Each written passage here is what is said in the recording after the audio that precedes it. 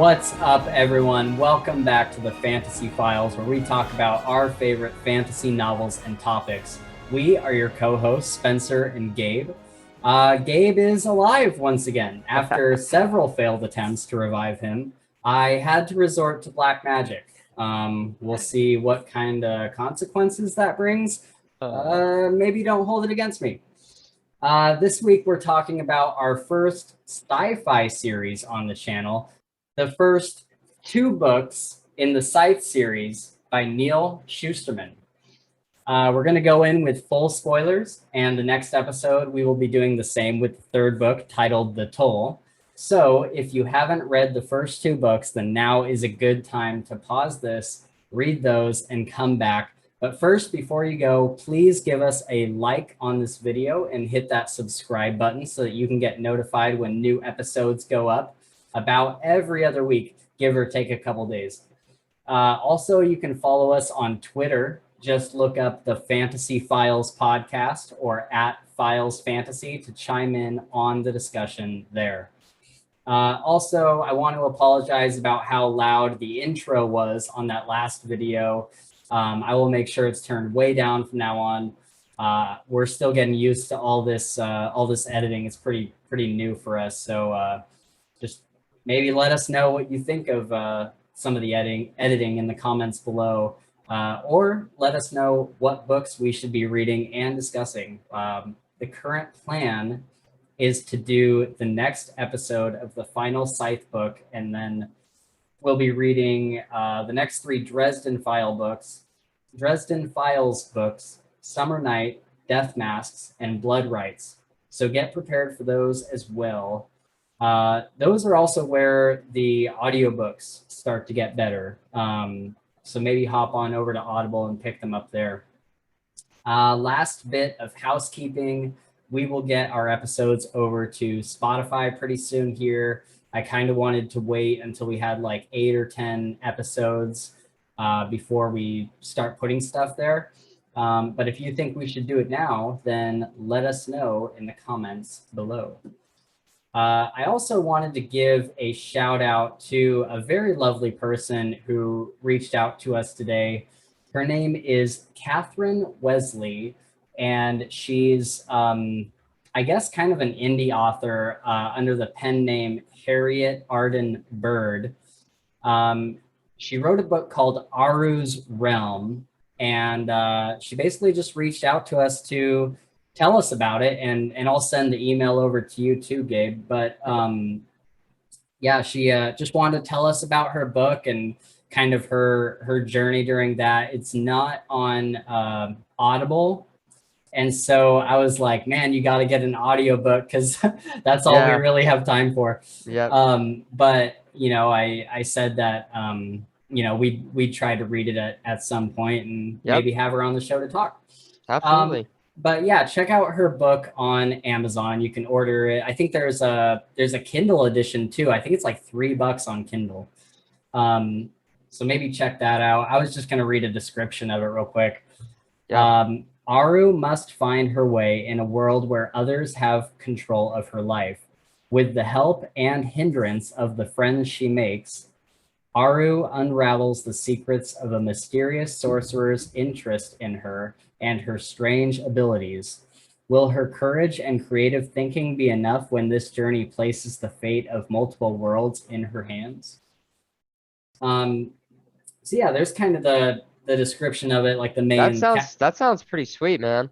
Right? Yeah, that's something I would like for sure. Yeah, and you know, it's kind of cool. She was talking about, you know, I don't think I'll fully understand it until I actually read the book, but she was saying each chapter is a different color, and the focus of that chapter is like kind of like colors as emotions. And so like a blue chapter would be more of like a moody kind of feeling overtone to the chapter. And I think that's interesting. That is interesting. I'm excited to kind of see where that goes. But Gabe, she also said just such a nice thing in her email. We were talking about you know, she was talking about being an author and how she really made this book just to kind of have fun, and you know, she's just doing it for the experience of it. And I told her that's the same thing we're doing with this podcast. Like Yeah,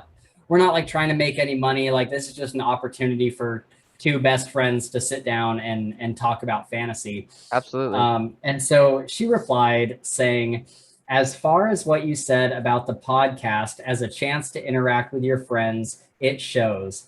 I think that one of the things that makes Fantasy Files fun to watch is that we, as the audience, can see your real friendship. It quickly brings the feeling that we, as the audience, are your friend as well. Also, you have quite distinct personalities and are very likable. Oh, wow. Goodness, man. I was like, That's so sweet. I know. I was like, man, Just that's made such my a, night right there. yeah, for sure. That's incredible. Such a nice thing to say. That is super sweet. So please go check out Harriet Arden Byrd is her pen name, and Byrd is spelled Byrd. The book is called Aru's Realm. It's ARU' Realm. And go grab that on Kindle or Amazon. All right. Well, we have a long episode ahead of us, Gabe. We have so many notes here. Yes, we do. So let's get talking. But first, let's talk about what we've been reading. So you've read, so where have you been lately? You read the Scythe series, and you had, I told everybody on the last episode that you finished Nevernight as well. Yep. So yeah, so I read Nevernight. That was the first one before I went back to Scythe. And then of course I read the Scythe's books. And now, just probably until we do the final Scythe episode, I think I moved back to Dresden Files. I started on Proving Guilty.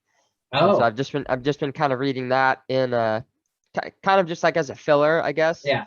And until we finish that and then move on to the actual Dresden Files. But yeah, so that's really it. There's been quite a few days where I like haven't had the opportunity to listen. So Yeah. I don't think I've been listening as much as I normally do. So, but it's Okay. all good. Love Dresden Files. Yeah, for sure. All right. Well, I told everybody last week that we had read the Shadow Saga, the first one being Shadow Sun. Oh yeah, yep. Um, Forgot about that. and yeah, I told the audience what it was about. But you did not have as much of an attachment to it as I did, right? Yeah. What did you think of this series? Like, do you have any major thoughts about it? So I liked it very much so, but it wasn't like as, just like you said, it wasn't as grabbing, and I can't, honestly, I'm having a hard time bringing any of it back. I mean, I know like the premise, but that's how quick Yeah. I forget these books, guys. It's absolutely ridiculous. But I do remember enjoying it a lot, and it was enough to keep me hooked, so I could like, like I would read the first one and I was like, all right, yeah, I gotta listen to the next one, right? Gotta keep going. Right. I thought the premise was really cool. I like the way that they use, I guess, magic, shadows, or whatever you want to call it. I liked a lot, and that whole kind of figuring out like what the powers are, like where it comes from, and the reasons for it, and this and that. So it was good. It was a good book, but it wasn't like so grabbing to me that it was like, oh, I gotta read it. Right. But it was still good. What did you think about Kit? Because that was the only part I mean, if everything else went away, all I care about is Kit. Yeah, You know what I mean? yeah. I love Kit so much. Yeah. I liked Kit a lot too. I think that was a really cool way to incorporate like this, incorporeal friend or form. Something that's always there regardless of like what's going on in the world. And I won't ruin this for anybody, but later on it gets way more interesting. Like it goes just from above, step above that to like the serious like character that becomes like very involved and very whatnot. And it's cool. I like Kit a lot too, man. Just like you said, if Spencer told me the other day, he's like, man, Kit is just like anime. She's very anime like. Super and I was anime. like, she totally is. She totally is. Yeah, she's like she's a fantastic like comedic relief. Yep, it is. Yeah, that was good. I enjoyed it a lot. Yeah, I really liked her. The other thing that I thought, I forgot to mention this last time, but the thing that I really liked about it, it was something that I did not even notice until I was 2 books in. Yeah. Did you notice that there was never a like he said or like she said. Like the book, like the narration never said that. Oh no, yeah, I don't think I noticed it either. Or maybe I did, but it Isn't didn't. that wild? That So is there was wild. Very interesting. so this book has like 15 different actors. Like there's all these people playing these Yeah. parts, and at no point in the book where like a normal audio book would be like Locke Lamora said, and then it would say what he said. Yeah. The, people just like talked, and because you knew their voice, like I didn't Yeah. catch it at all at first, and then I was like, oh wait, there's like no there's like no tagline of who said what. Like they Yeah. just Okay. expect us to like Interesting. know the Yeah, voices, and for I'm sure. like, man, that was incredibly well done. No, And that is super cool. it was so well done that you didn't notice. Yeah, that's right. It's Exactly. like And I want to, that's oh, incredible. that is Sorry. incredible. And no, no, you're good. Just want to go along those lines. I have to say that the graphic novel or whatever it's called, right? Isn't that what, Graphic like audio. graphic audio was absolutely incredible. They did such a good job with the voices. They did such a good job with the sound effects. I remember reading a book that was also graphic audio a while back, and the sounds were like so off. Like you'd hear the action in the background, swordsplay, and then somebody would talk, and you like literally can't hear what they're saying because all you hear is Right. swords. I was like, this is dumb. I hope they're not all like this. And then I listened to Shadow Saga, and it was really really good. They're very well done. Everything sounded right where it should be. Everything sounded real. It was really cool. It was my first experience with, like a real graphic audiobook, and it was perfect. Yeah. Yeah, for sure. I love that trilogy. And yeah, so okay, so we read that, and then I think right after the Shadow Saga, maybe that was when I read Scythe. And then I was fiending for more Neal Shusterman. And so I read this book called Oh Unwind. yeah, yeah. You Yeah. can like feel it in your stomach. Yeah, yeah. Um, Unwind is another book by Neal Shusterman, and man, it is like it tears you up in the best way. So I'm not going to go too far into it, but basically the premise is that in the near future, abortion is illegal. However, if you have you like have the child, and then between their age of 13 and 17, you can decide to have them unwound, which is where essentially the idea in the book is that their body parts are like harvested, like they're like they harvest their body parts, but they use every single body part and they keep every single body part alive, so the person's consciousness is kind of spread over all these body parts that are in different people who bought them. And so Yeah, that's so wild. yeah, it is wild, people. It is freaking wild. And Oh it man. was like I was like 3 hours in, and I'm like, I can't finish this. Yeah, yeah, It was yeah, so dark. Like, and the thing is this isn't like a bad thing. Like Neal Shusterman is such a good writer that he had me like wanting to vomit, but also like needing to read on at the yeah. same time. Yeah. Like, I remember you told me that, and I was like, wow. oh my gosh, I'm like, as sick as this makes me, I cannot stop reading it. And Yeah. that is just a huge testament to Neal. And so I finished that book, and I do want to go on to the second one, but I need a break until I go back to it. It Yeah, was, I bet. man, it was pretty scarring. Yeah, I need to read it, man. I need to go Yeah, check that out. yeah. You and Chris was even. I was texting Chris, and I was like, man, like now this is happening, and now this is happening. Like, I don't Yeah. know if I can keep reading. And he's like, I think I want to read it. And Yeah, yeah. I'm like, no, no, you No, don't no, want you to read it. And don't. he's like, Don't I do think it. I do. And I'm like, all Yeah. right. Oh man, that's too crazy. So then from your recommendation, I read Nevernight. Ah, And yeah, I liked it. I wouldn't say that it was like like one of my like favorite books, but I enjoyed the time I had with it, and Yep. I probably will move on to the second book. I think we talked about it a little bit, and the narrator, I kind of had a huge problem with the narrator, I'll be honest. um there's a cat in the series that Yeah. it's like this cat that follows the main character around. It's like her companion, and it only talks in whispers. And so instead of the narrator just using like a softer voice for like a whisper, he like legitimately whispers into the Yeah. microphone, Yep. and it is the most like aggravating. Oh man, it irritated me so bad. At some points, I was just like closing my eyes, like wanting to skip forward. But I liked the story overall. I thought it was a good story. I thought it was a good just kind of like assassin fantasy kind of revenge story. Yep. And it was definitely super grimdark. Yeah. It was really really grimdark, and Yep. I Very liked grimdark. that. It was kind of a it was kind of a nice change of pace in some ways. I was like, oh man, they're not leaving anything out here. Yeah, for sure. And where Unwind was like, I don't know if you could call it grimdark. It was definitely like sickening, but I don't know if it was grimdark. Yeah. Yeah. But Nevernight was like super dark, super like gritty, and it was like the epitome of grimdark. So I really enjoyed that.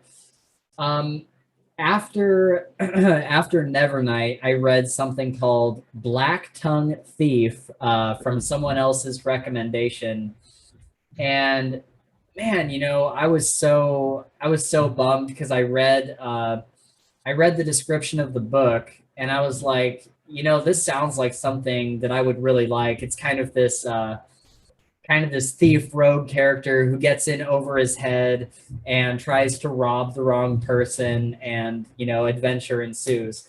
And Yep. so it's like that sounds like something I'd be interested in. But again, the narrator, man, the narrator was terrible. And I'm sure that if you matter of fact, I saw this book at the bookstore the other or yesterday, and I kind of read like a chapter or two while I was there. Yeah.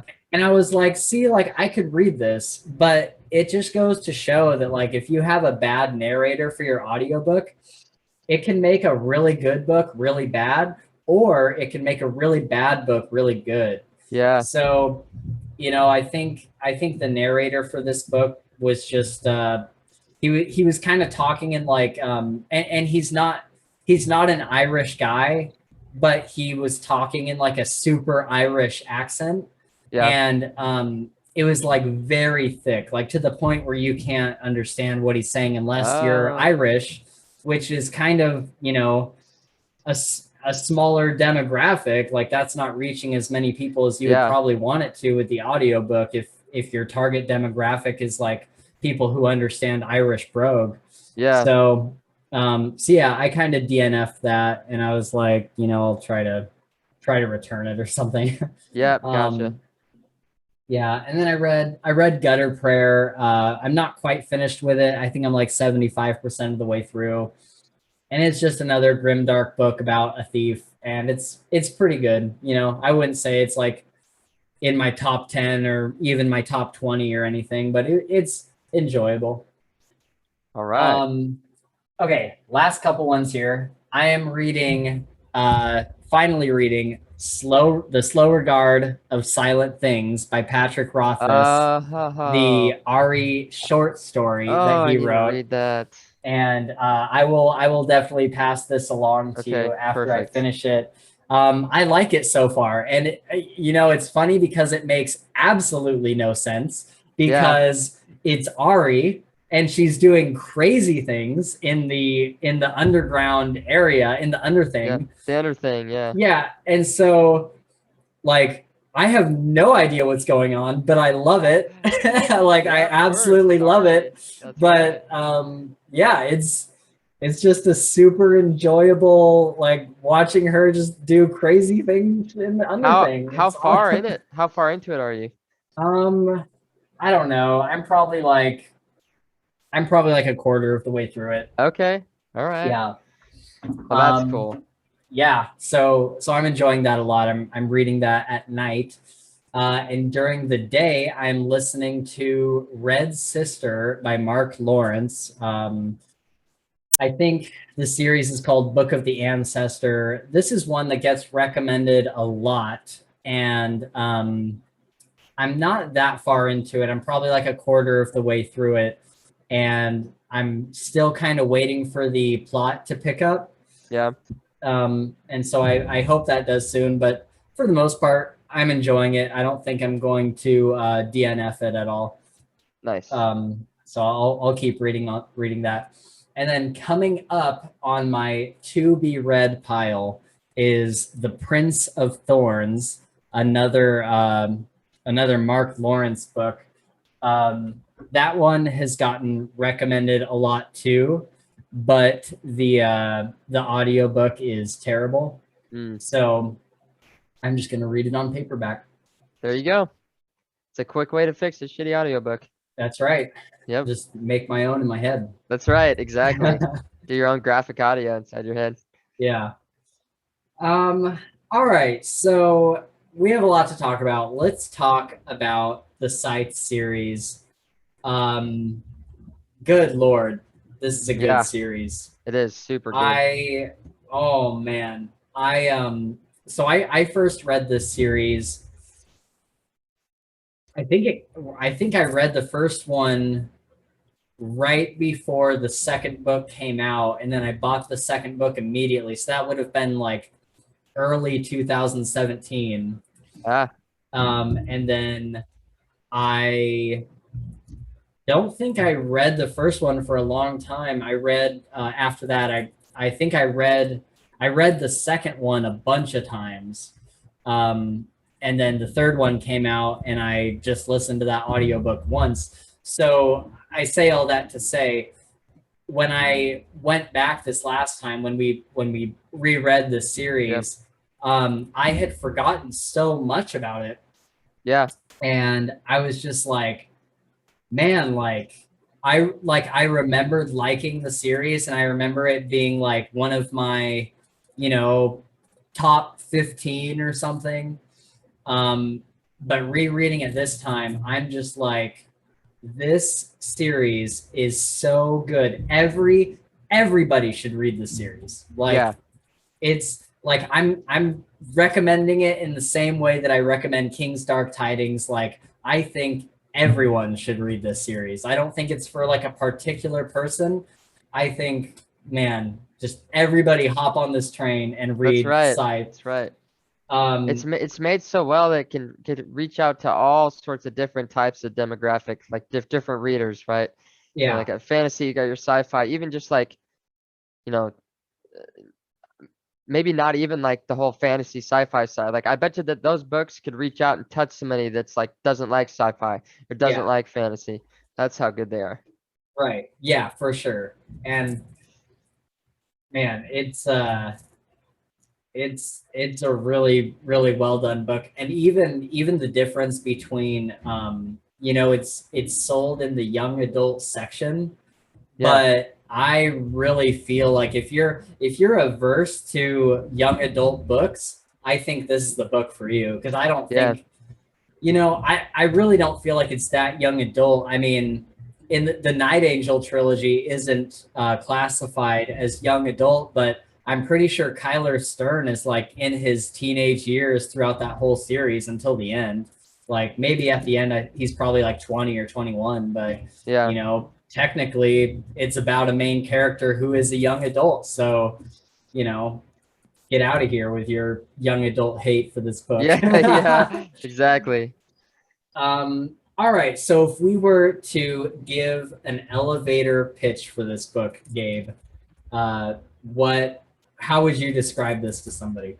Oh man, you know me and Spencer, I'm so bad at these elevator pitches. That's why it's my favorite part of the podcast. It's when I Yeah, ask you because okay. that. Yeah, I bet it is. Because I never know if I'm just like it's like review or if I'm like gonna like tell out like what happens. You know No, what I mean? no, literally like if you were in an elevator and you were No, holding the yeah, Scythe book and yep. somebody was like, "Hey, what's that book?" What would you tell them? I get that part. I would probably say it's a sci-fi book set in the future where an all-powerful AI has taken control of let's say the environment, right? It takes care of all the people, it takes care of all the food, resources, money, cars driving themselves, this, that. And so you have the AI, and then there's this other sect of I guess population control people, which are the Scythes. And it's this kind of a sect that's like separate, right? It's a separate entity from the AI. And they battle it out. And that's my that's my elevator pitch. Uh, Okay, so in the yeah, fix future, it, fix it. in the future, this AI, humanity has fixed the problem of death. Like nobody dies, nobody goes hungry. Everybody has a like a job. Like nobody has to worry about not having a job. Basically, there's world peace. There's no more war, anything like that. All because humanity decided to hand over their control of the planet to this AI, like this super, super advanced artificial intelligence. And you know, the book doesn't do the thing of when I first read the book, I was like, oh, the AI is going to go bad, and they're going to realize that it was like, you know, it's going to decide that it should kill people, or that like this crazy thing that's not good is a good thing, or like, you know, completely ruin humankind. Yeah. But you know, it does not follow that trope at all. The Thunderhead, the AI, is actually a super benevolent being that genuinely wants the best for humanity, and is kind of this like kind of makes like this utopia, like this very altruistic society. Um, and so the only issue that people deal with in this future society is population control. Eventually, there will be too many people for Earth to sustain.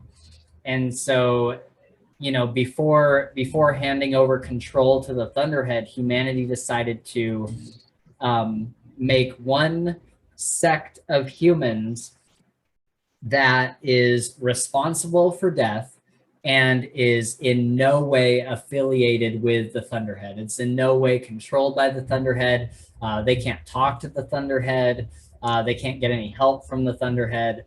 And so, you know, they're completely separate. And the Scythe, basically, we Scythes are supposed to be like this, kind of like a Jedi. Like they're supposed to be super wise and super compassionate, even though their job is to glean people. They basically kill humans, and many do it in different ways. Some sites can tell when somebody has lived a long time and it's kind of done, and others kill in ways that are similar to the mortal age. However, there's a disruption in the scythedom. There's Hmm. like you have like these new order sides, and you have the old guard of sides, and they have very different ways of doing things and looking at different ways of looking at how people should be gleaned and why people should be gleaned, and how sides are supposed to fill that role. So there's kind of like this tug of war within the scythedom that is supposed to be this very um, coalesced, Yeah, very unified, unified. very, Yeah. yeah. And so then the book kind of starts off with one of the old guard sides taking on two apprentices. And so that's kind of where we get into the book. Job Um, well done. I think what one thing that's really interesting about this series is this book came out in the middle of all these other series that are very dystopian. You got your Hunger Games, Divergent. All these other ones. There's Red Rising, more of a science fiction book, but all these books are coming out that are very dystopian. It's a very popular genre. And the thing that I liked immediately about Scythe is that this is not a dystopia, this is a utopia. And it's a utopia where everything really does run really smoothly. Yeah. Like all of these things, all the things in the world are really unified and progress, and the Thunderhead takes care of everything. Like that really is how the world is in this book. There's no like hidden darkness or anything besides the Scythedom. Yeah. And that's kind of where we get our conflict. The conflict is not in the world itself, as most dystopian books. Most dystopian books, the conflict comes from, you know, whatever overlord is ruling the world, or you know, whatever the dystopia may be. The conflict in these books is not coming from the world; it's coming from the Scythedom, which is the only part of the world not controlled by the Thunderhead. So it's like humans decided to keep this one part away from the Thunderhead, and it just so happens that's the only imperfect part of this Yeah. world, Yep. which is really interesting. It tells you something about humans. Like no matter what, humans will always be imperfect. Yep. So yeah, one of the interesting things about Scythe is it's really not too far out there as far as the technology goes. The weirdest it gets really is like with the nanites. But you know, we pretty much understand nanites, like whether or not we have them in today's day and age. I don't think we Yeah. do, but um, but like we understand like what a nanite is, right? The rest Yep. of the technology in the books, it's all stuff we understand. Like they have smartphones, they have laptops. We understand what an AI is because it's kind of like Siri or whatever, or Alexa or whatever on your Yeah.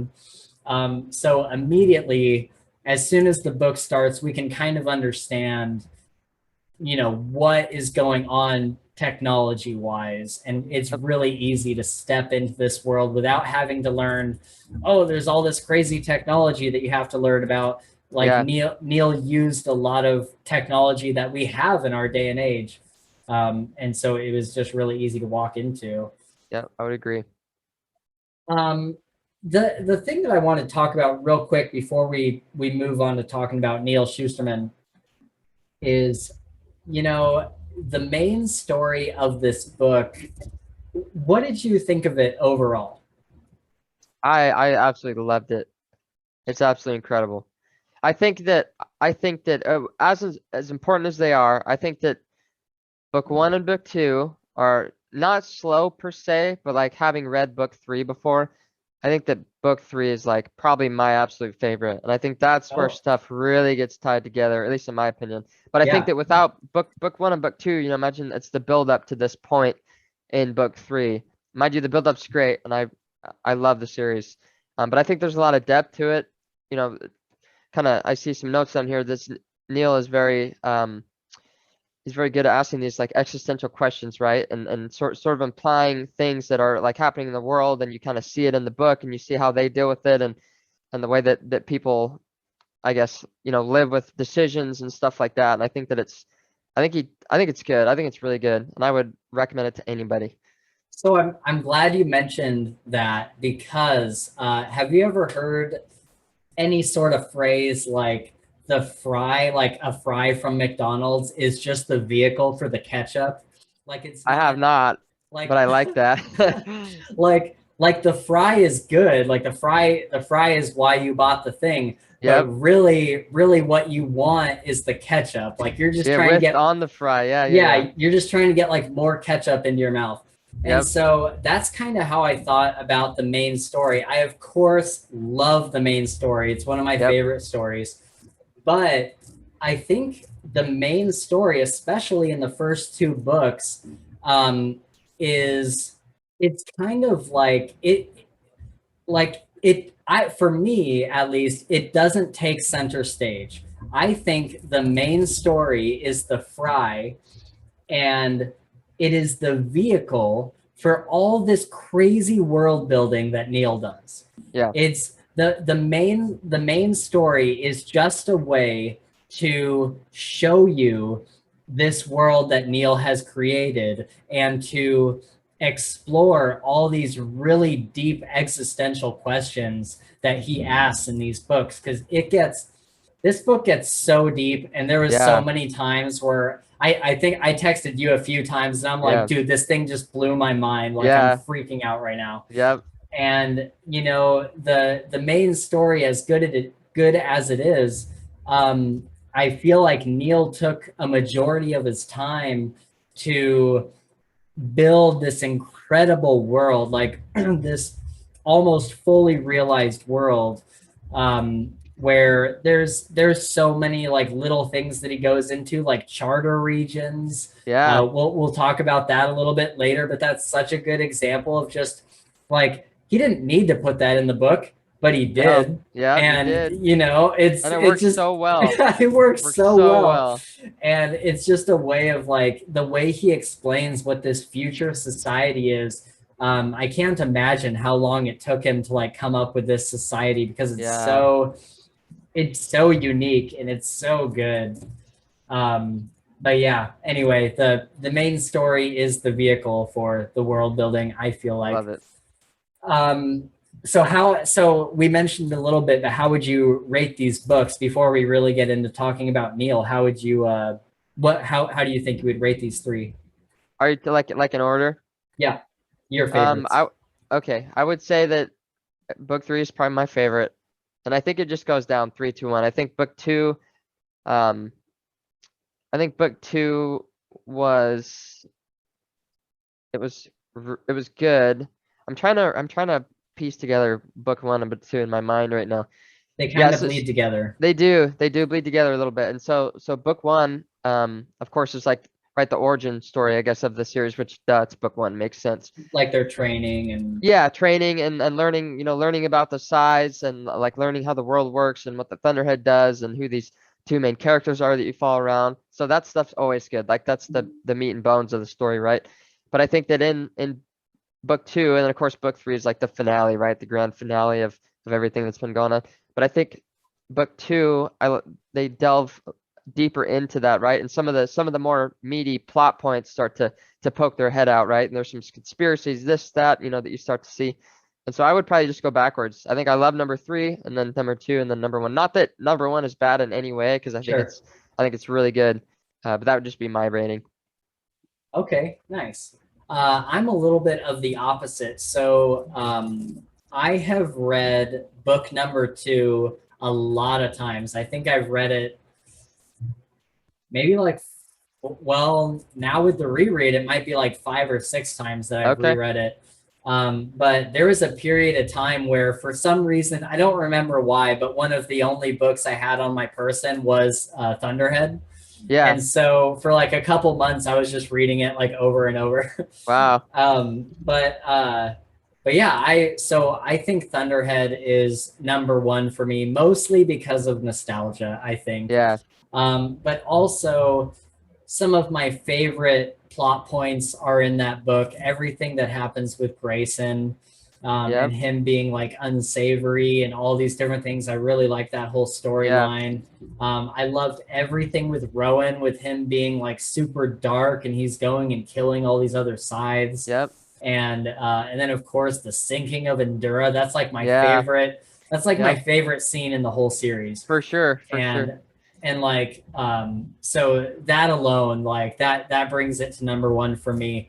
And book one and three are really, really close for me. Yeah. um I think I would put book one as number two, just because it is, I always really like the origin story. Yep. Yep. And I always book one was a little bit darker, like it dealt with death a lot more. Like it talked about like the ramifications of death and like how Yeah. other people feel about death and how sides feel about death. And it got like pretty dark with that, and it was pretty brooding. And so Mm. I really like that about it. Whenever I think about the third book in my mind, I just kind of see it as like the brighter book. Even though there's lots of like dark and gritty things that are happening in it as well. Yep. In my head, I just kind of see it as like the brighter, shinier book. Yeah. But I do love the third book. Like reading it, matter of fact, reading it this last time, or for this reread, I was kind of like, man, like before I started it, I was like, I remember liking this and being like okay on it. But I think I Yeah. had a lot of other stuff going on in my life at the time, and I kind of speed read it, and Yep. I could barely remember anything that happened in it. And when I reread it this last time, I was like, oh man, like I love this a lot more than I thought I did. Yeah, for sure. Um, and so yeah, that third book is excellent too. um, all right, so let's talk about Neal Shusterman a little bit. He's the author of the Unwind series I talked about. The Dry, I don't think Dry is a series. I think it's a standalone book. And the Ever Wild series. I think the first one is called Ever Wild. Um, but yeah, he's written quite a few young adult books. Um, the only ones that I've really checked out are Scythe and Unwind, Yeah. but the other ones sound interesting too. Uh, he's pretty active on Twitter, and he's always uploading. He has like these fan art Fridays. Like people like send him fan art, and every Friday he uploads like a new Scythe fan art, Oh, and so that's it's cool. always yeah, it's always That's super interesting. cool. I should Yeah, check those out. it's awesome. Um, and yeah, so he really likes to tackle these kind of what if scenarios, which I guess is what dystopian is like what if the world were this way or what if the world were this way. Yeah. And but definitely like with Unwind, it's like, man, what if everything was just super messed up? Yeah. And Yeah. like, what if with Scythe, like what if society had advanced so far that we didn't die? Like what would that do to us? Yeah.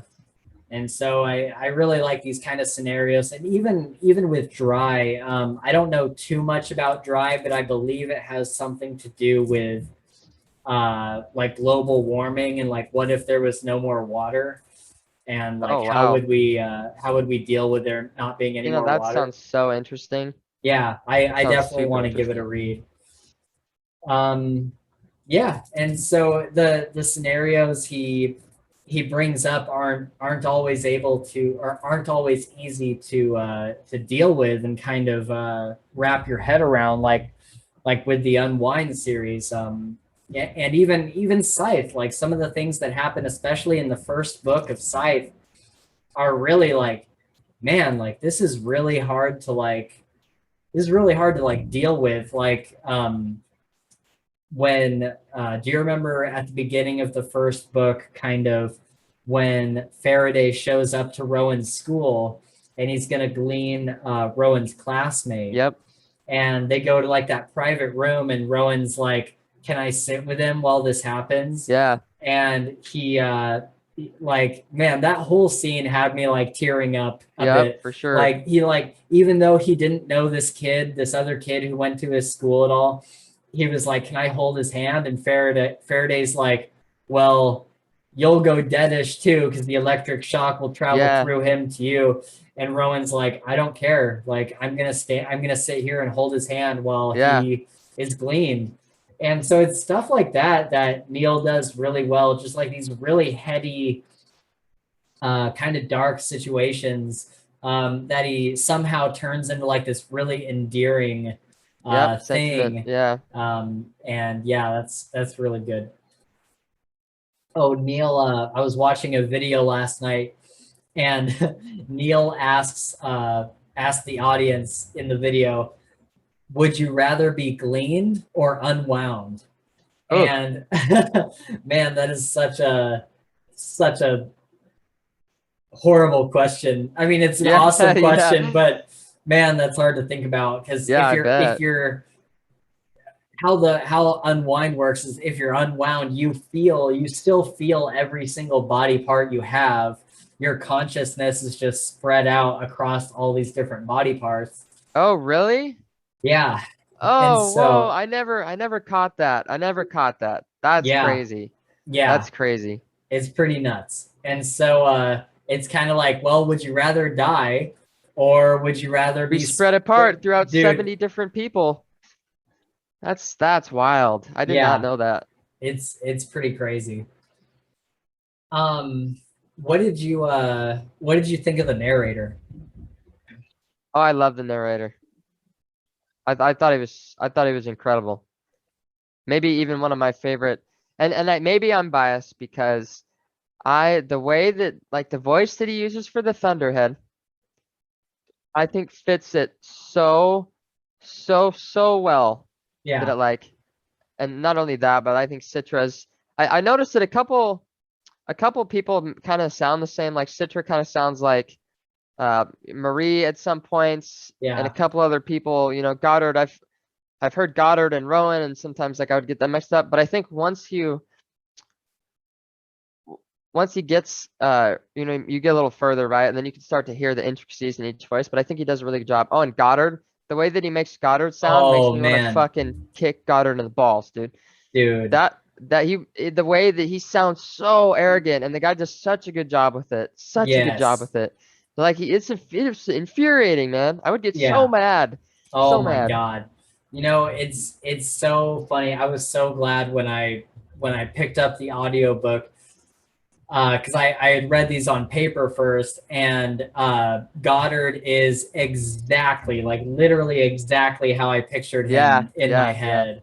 And he just does like this arrogant bastard voice Yep. Just like so well. stuck up, pretty boy. You know, it's yeah, I agree. Oh my gosh. And then later on in book two, when we have Tiger get Yep. beheaded and Goddard is put on his body, somehow the narrator mixed their voices Yes, perfectly. yes, Like yes. Goddard still sounds like Goddard, but he's got kind of this surfer dude, kind of Tight. like Yeah, little. It's not super prominent, but it's there like in the yeah. background. He's kind of got like this surfer, like kind of Kind of like edge to his voice. stoner Yeah, vibe. Like, yeah. right. Dude, that's so true. That's so Yeah. true. Yeah, I loved the narrator. He did sarcasm really well, and Yep. he did just all the like funny parts. He like deadpan, like kind of deadpan humor. He did that really well. Like one of the quotes I have down here is one of my I played it over in the audiobook a couple times because it was so funny.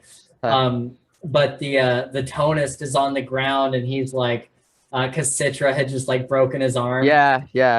and the tonist is like, oh no, I'll go back to my my temple, or what do they call them, the tonist church or Oh, whatever. y- Like oh I'll go gosh, I know. I like want to say he's monastery, but it's not that. It's monastery. Oh, it is? Yeah, Okay, I think Tonus so. Monastery. All right. Tonus Monastery. He goes Nice. back to the monastery and or he says he's going to and get a cast for his arm. Yeah. And Citra goes, "What's a cast?" And Curie comes around the corner and she's like, "Voodoo." Yeah, yeah, yeah. It's black It's magic. so it's black magic. It's so funny Yeah, that the way he just says it like completely yeah, deadpan. And in yep. my head, I can just picture her like with this because she's got like an ice pack. And this like And set straight ass yeah, face. just like Voodoo. this set voodoo. Yeah, yeah. Oh, that's Oh my hilarious. God, it's so So funny. true. So true. Um, yeah. So, oh, and by the way, the narrator is Greg Tremblay, just to give him the credit there. Absolutely. All right, so I really don't have much for the type of storytelling that we have here, except that it's third person and it kind of jumps between a bunch of main characters, mostly Citra, Yep. Faraday, Rowan, Grayson. Who else do we get? I don't think we get any Tonus really. No, yeah, We at get least not Goddard. yep. Goddard, yep. We definitely get Goddard. We get I think Tiger, right? Yeah, we Yeah, get Tiger when he goes out to Texas. yep. Um, yeah, we get a bunch of different perspectives, and it's done really well. Like every single time one character's perspective ends and it goes into another's, it feels like it's a proper time for it to do so. I really like the pacing that way. I never felt like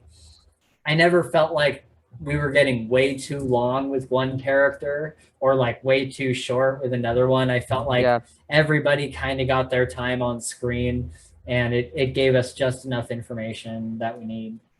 good deal. Um, the other thing that was interesting about the Scythe series is the Scythe storytelling is that much like the Mistborn series, we kind of get these interludes, like these chapter introductions. And in the first book, they're all the Scythe journals. So like Yep. I thought it was funny because like the first book being named Scythe, all of the chapter entries are all Scythe entries, and then in the Thunderhead book, all of the entries are Or Thunderhead. Thunderhead musings. And so we kind of get these insights into the Scythedom. Like we see people kind of either doubting the Scythedom or trying to be the best Scythe that they can be, or just kind of their general thoughts. And it always kind of leads into the next chapter, like the next, Yep. Usually something will get discussed in an interlude that is either directly from the last chapter or will have something to do with the next chapter. Yep. But I especially loved the Thunderhead, all the Thunderhead entries. Yes, I was gonna say that. Oh They're man, probably my favorite. yeah. Hearing the Thunderhead kind of self-reflect and kind of think back on itself, and like it's like I am perfect, and it understands that it is a perfect being, Yeah, but it doesn't want to be like an overlord. Like it just wants to be beneficial to humanity. And so yep. we see like all of these musings in its like journal entries. And then we eventually get to see its musings about possibly being God. And like it really Yeah, it's kind of like all these revelations, because the Thunderhead is like the smartest person in the whole series. Like it's the yeah, smartest character. yep. And so it's thinking about things in a completely different way than any of the other characters are. Yeah. And so it was great to be able to get some of the Thunderhead's thoughts and musings. And then I guess we won't talk about the third book. We'll talk about the third book when we get there. Yep. Okay, so that's all I had for the kind of the interludes with the Scythe Diaries and the thoughts of the Thunderhead. What did you think about them, Gabe? I thought that it was such a cool way, as you were just saying. First, let me say this. So I think the first book, I think that they did a good job. I think it was interesting to see the different side diaries, right? From different, like Faraday was like the most, right? Isn't that when you had the most of in the first book? I think it was Faraday and Curie. Okay, Faraday and Curie. So that's interesting because those two characters come into play a lot. But I have to say that, and again, this is third book stuff, but the Thunderheads interludes were by far my favorite. Cause it's maybe I should wait. Maybe I should wait to say that. Wait for any Okay, third all book right. stuff. We don't want to spoil anything from the third No, book. it's good. But here, I'll say this. I think it's super interesting to see this this godlike, right? He's not a god, but very benevolent, very kind, loving, I guess, program. That's really what he is a program. See, that's the thing, and this part of it gets discussed at the end of the second book. Like, is it a program? still? Yeah. Like, Yeah. that's the question. Like, when does something stop being an AI and be something bigger? Because it Yeah. talks about like it talks about like the Thunderhead says in one of its entries, it says, what if I could get my consciousness out to the stars and use, I think it says, use the electrical signal in the stars to just go further and further out into the galaxy and gain all the knowledge out there, and then figure out how to essentially be outside of time and space. Wow. And the Thunderhead says, like what if I went back to the beginning of time, and what if I was the one who created humans? Like Yeah. what if Yeah. what if oh dude, I it's forgot enough about to that. Yeah. God, dude, it's enough to blow your freaking mind. Like, Yep. what if as humans, and this is going to be super blasphemous in some circles, but like, what if as humans, we create this computer program that just gets bigger and bigger and learns more and more and more until because like computers can learn so fast. Yeah. Like they Yeah. can learn like thousands of languages in an hour, Yep. and be able to like repeat it like crazy. Like I read a lot about like AI stuff and it's crazy the things that they can learn so fast. And so it's like, man, yeah, what if the Thunderhead got bigger and bigger and bigger, went back in time and created humans who then eventually created the Thunderhead? And it's just like this big cycle. And it's Yeah. like, That's who nuts. created who first? It's, Yep. It's almost like oh a man. paradox. Yeah, it's a complete paradox. Um, all right. So that being said, let's talk about the world building. This is probably the biggest part of my notes, and it's my favorite part of the series. So if people die in this world, they are temporarily dead. They are sent to a revival center and healed. They can heal super fast. They have these things. Everybody has nanites in them that dull pain, and they um, like essentially heal you within hours, or for the bigger injuries like 24 hours. Like that one Scythe got his eyes burned out, Yep. and he And was 24 hours, he yeah, still had he has his eyes back. they were like, when he was in the hospital, he was like, how long will I be in here? She's like, oh, I think probably 24 hours at the latest. And then he's like, oh, why do they even call it speed healing? Yeah. And it's like, Yeah. dude, you're getting your eyes back in 24 Taking it hours. for granted. They don't know any different though. You know what I mean? Like to them, like, Yeah. but yeah, I remember that part, and I thought about the same thing. I was like, that seems kind of off, but makes sense, I guess, to them. Oh yeah, for sure. And that's the whole thing about this world. And a major part of the world building is that people in this world are like super bored. Like people are just like super not jaded, but they take everything for granted because they've never known anything else. They have this altruistic being giving them everything they want. And so they're always trying to find new ways to kind of get a rush. Or like we see people with, that go through many, many different families, and like splatting. Splatting was a really interesting thing. These people go to the top of the highest building they can find and jump off just to feel the rush of like a free Free fall, falling, yeah. and then they splat on the ground, and then they're picked up and revived at their own cost. But I kind of wondered what would happen if somebody couldn't afford their revival. Like Yeah, what happens then? true that. Yeah, so what did you think of overall, just the overall world, and like the kind of vibe you get from the people that live there and just the people that inhabit this world? I think first of all, I love how they took, like, for instance, like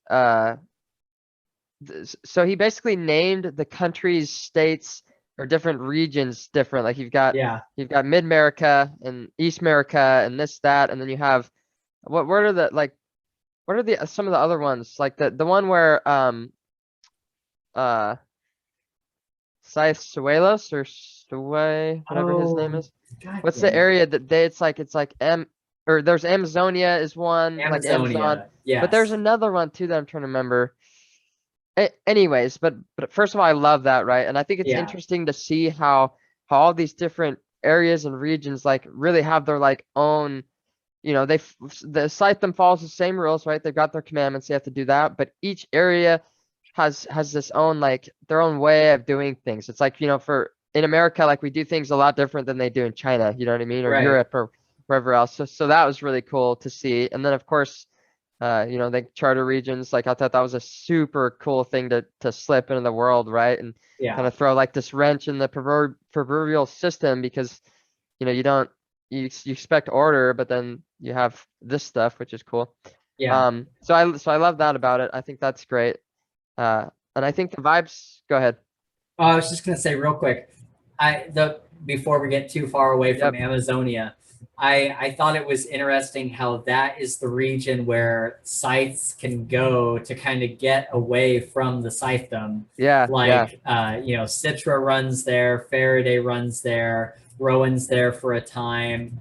Citra offers for Grayson to go there Yep. to hide from the scythedom. And I loved Scythe. What is it, Ponsuelo? Is that was that his Pasuelos. Pasuelos. Yeah. Ponsuelos?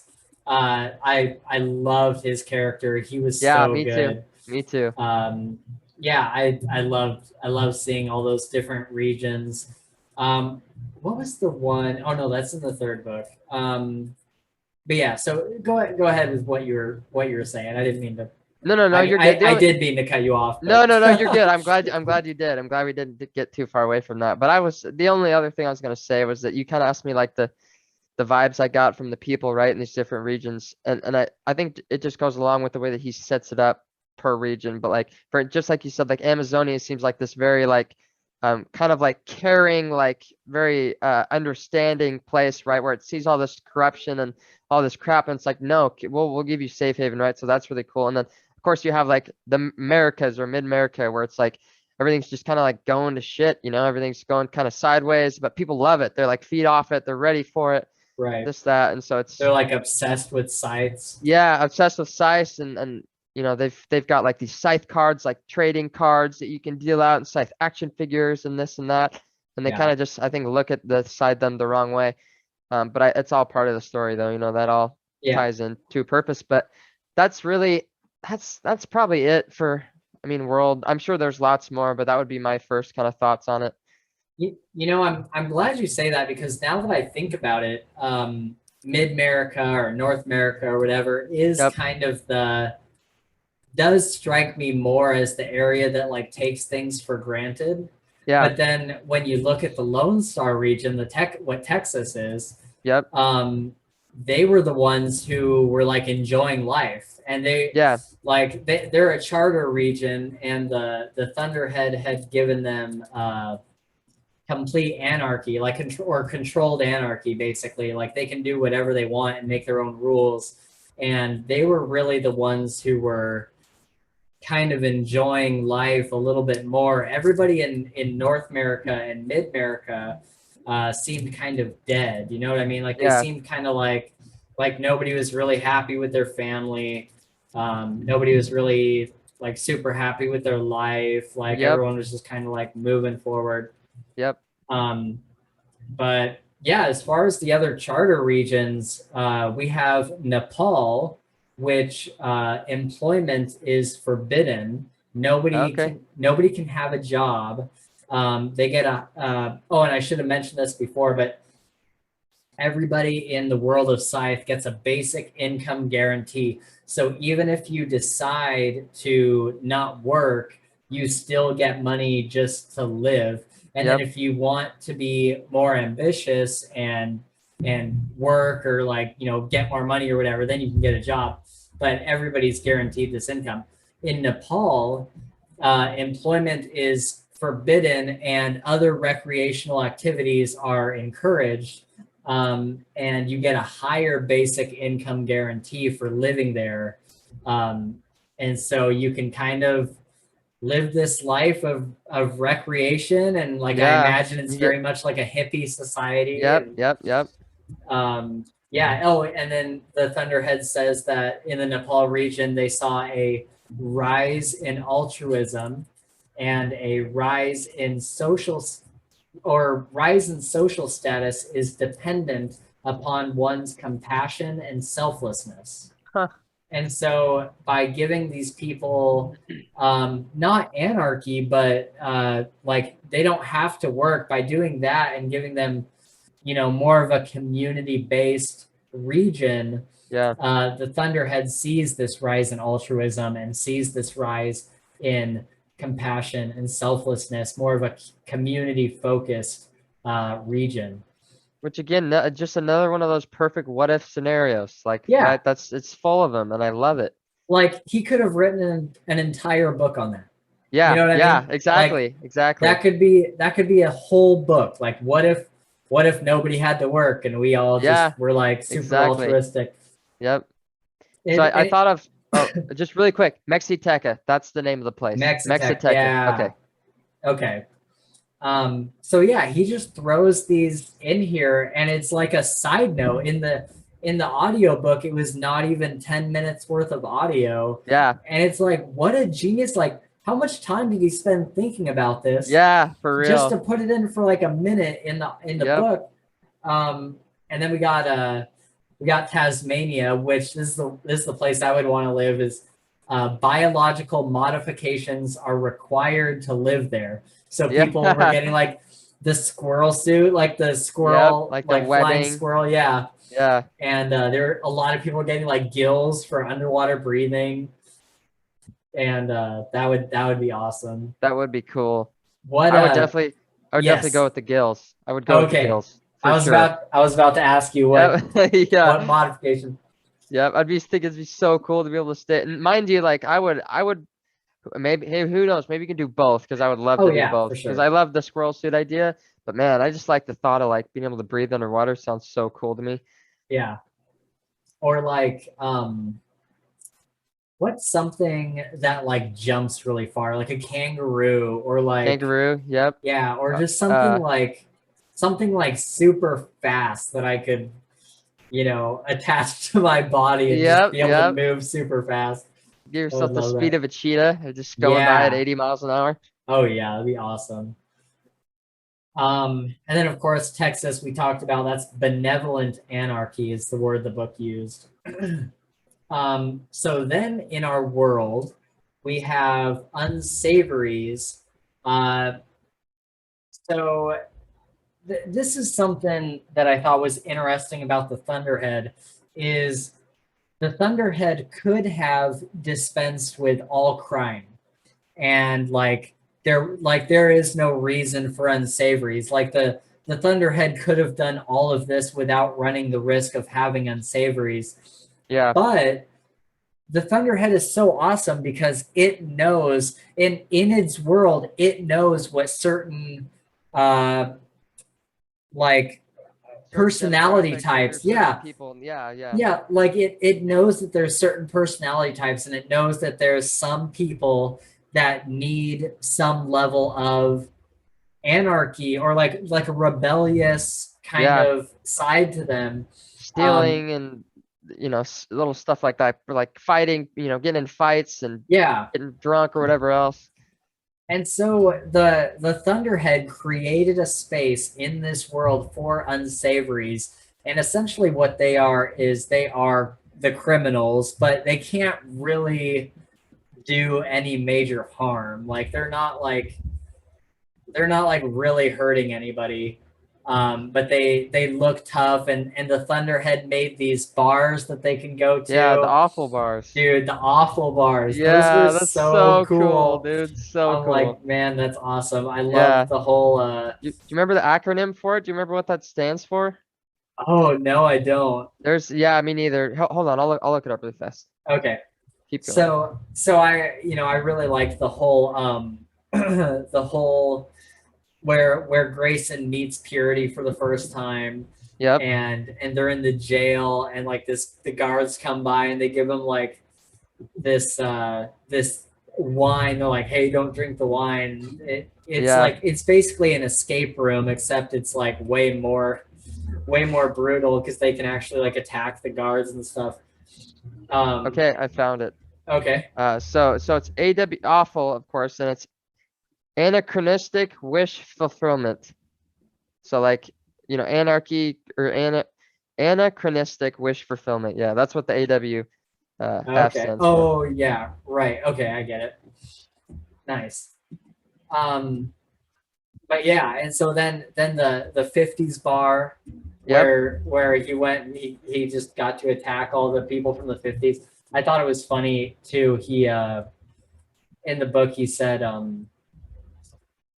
one of my teachers or something, it was like Grayson was thinking or something. He was like, one of my teachers told me that the period known as the 50s was in fact only 10 years. Yeah. And Yeah. there's no way that's true though. Yeah. Yeah. Yep. Yep. That's funny.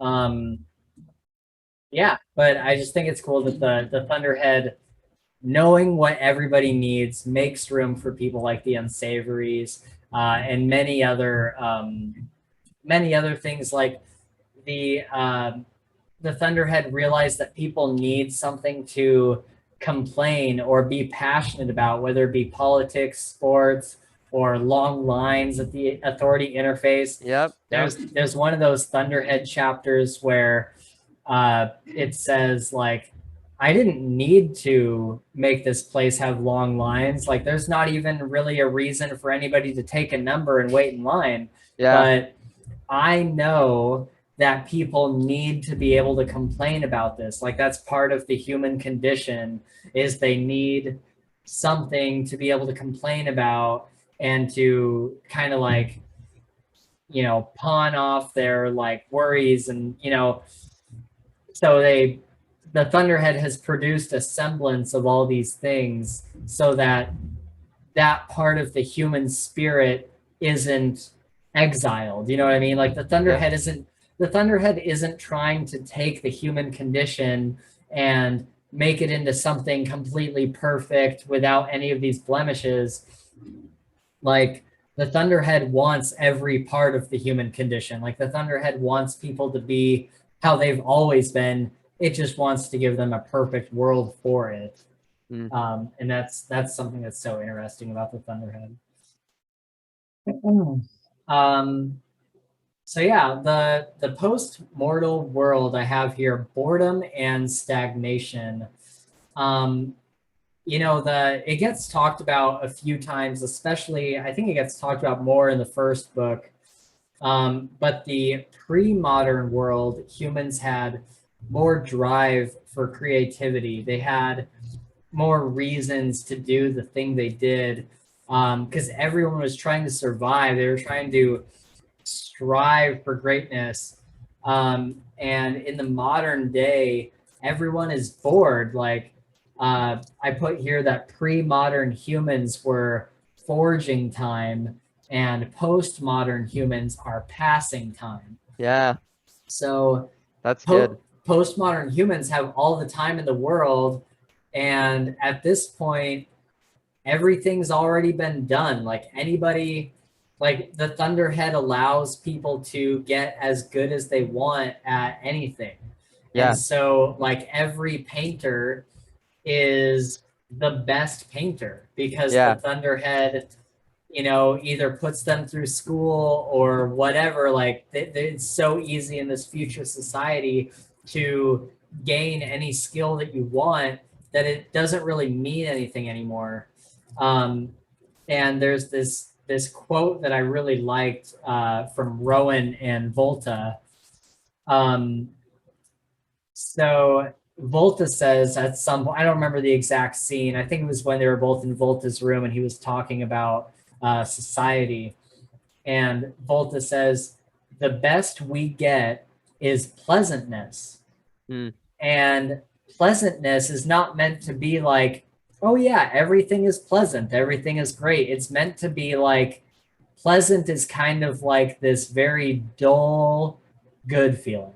Yeah. You know what I mean? Like it's not like a joyously good feeling. It's like it's pleasant. You know what I mean? Yep. And so in Rowan's thoughts, it says he's talking about the pre-mortal world or pre-immortal world, and or no, he's talking about the post-mortal world, and he's saying they lived in a world where nothing anyone did really mattered. Survival was guaranteed.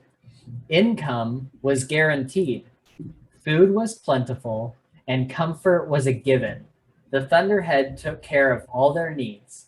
When you need nothing, what else can life be but pleasant? Yeah, yeah.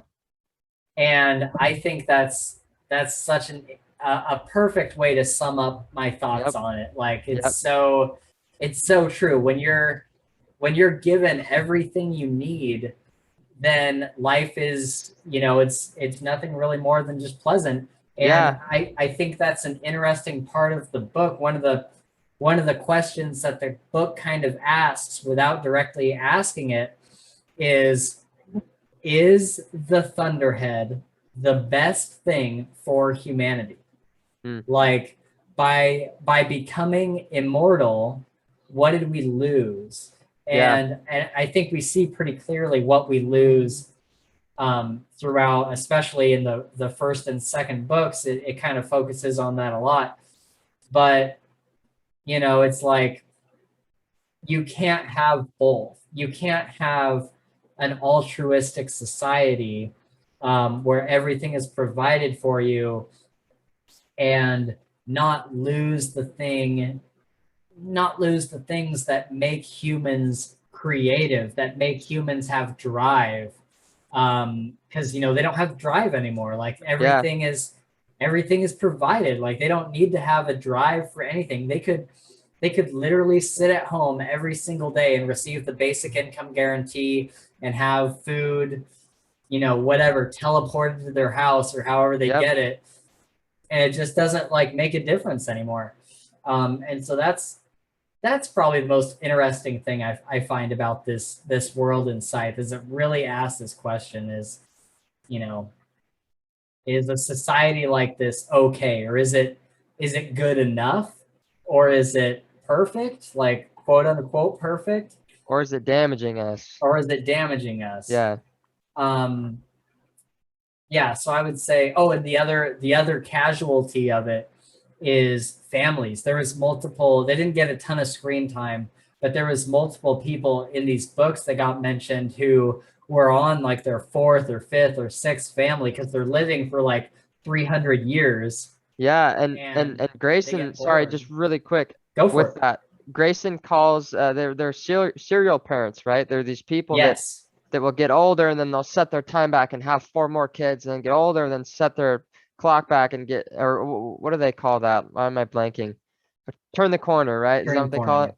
Yeah. So they Yep. turn the corner, go back to, 24 and have more kids. And like eventually, like, at least with Grayson's parents, like when he talks about him, he's like, yeah, they got like bored. Like they didn't, I don't care. I've got 45 kids. I don't have to pay Right. special attention to you, which I think, again, with what you were just saying goes, you know, right along those lines of like boredom and like not there's no motivation to there's not motivation to do anything. They can just do whatever they want. Exactly what you were just saying. Yeah, I think we see that with not only Grayson but Rowan too. Yeah. Rowan's parents don't give a crap about him until after the whole thing at the end of book one happens, where his family is like, "Where are you?" Like, remember when he calls them? Yeah. He's Yep. like checking in on them, and they're like, "Where are you? Like, just come home." And so it took a lot for them to get shaken up. And the funny thing about that, I'm glad I mentioned that, because the funny thing about that, what shakes them up from being this complacent, like not caring about Rowan and stuff, is death.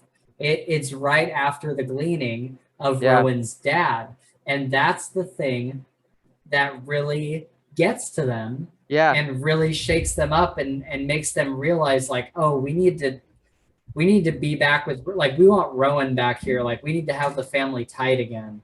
Yeah. And so what an interesting thing that is the thing that causes them to become more human. Um, so, next in the notes here is death. Yeah. Um, so, what's the difference between dying in our world and being gleaned in Scythe? Why are people so So absolutely terrified of it in this of getting gleaned. yeah, in the world of Scythe, like being gleaned is like unthinkable. Like people are Yeah. like, I would die, like what the heck, and it freaks them Yeah. out. And in our world it's just like normal. Yep. It's just um part of it. so why do you think that is? What are the differences in this society that make it so much of a bigger thing to them, like this death that comes through on the end of a scythe's blade? Like why are they so like freaked out about it? Yep. Yep. Well, I think it's because like imagine, you know, death has been a part of our society. I mean, that it is and was and always will be. You know what I mean? Like it's Right. just always something that's been there. Whereas if you get like all of a sudden immortality becomes real. Like you can become immortal. You can come back to life, do this, and eventually, like after however long, right? Like that becomes the norm, right? Right. So like you can live for as long as you want. And so like that, that becomes your absolute norm. And that's the way society grew you up, knowing that and this, and you've died before and you just came right back. And so then imagine being told that there are scythes, right? That there are these people that if they were to glean you, you would not come back. Like you would not, no, you're no longer immortal, you're dead, you're gone forever.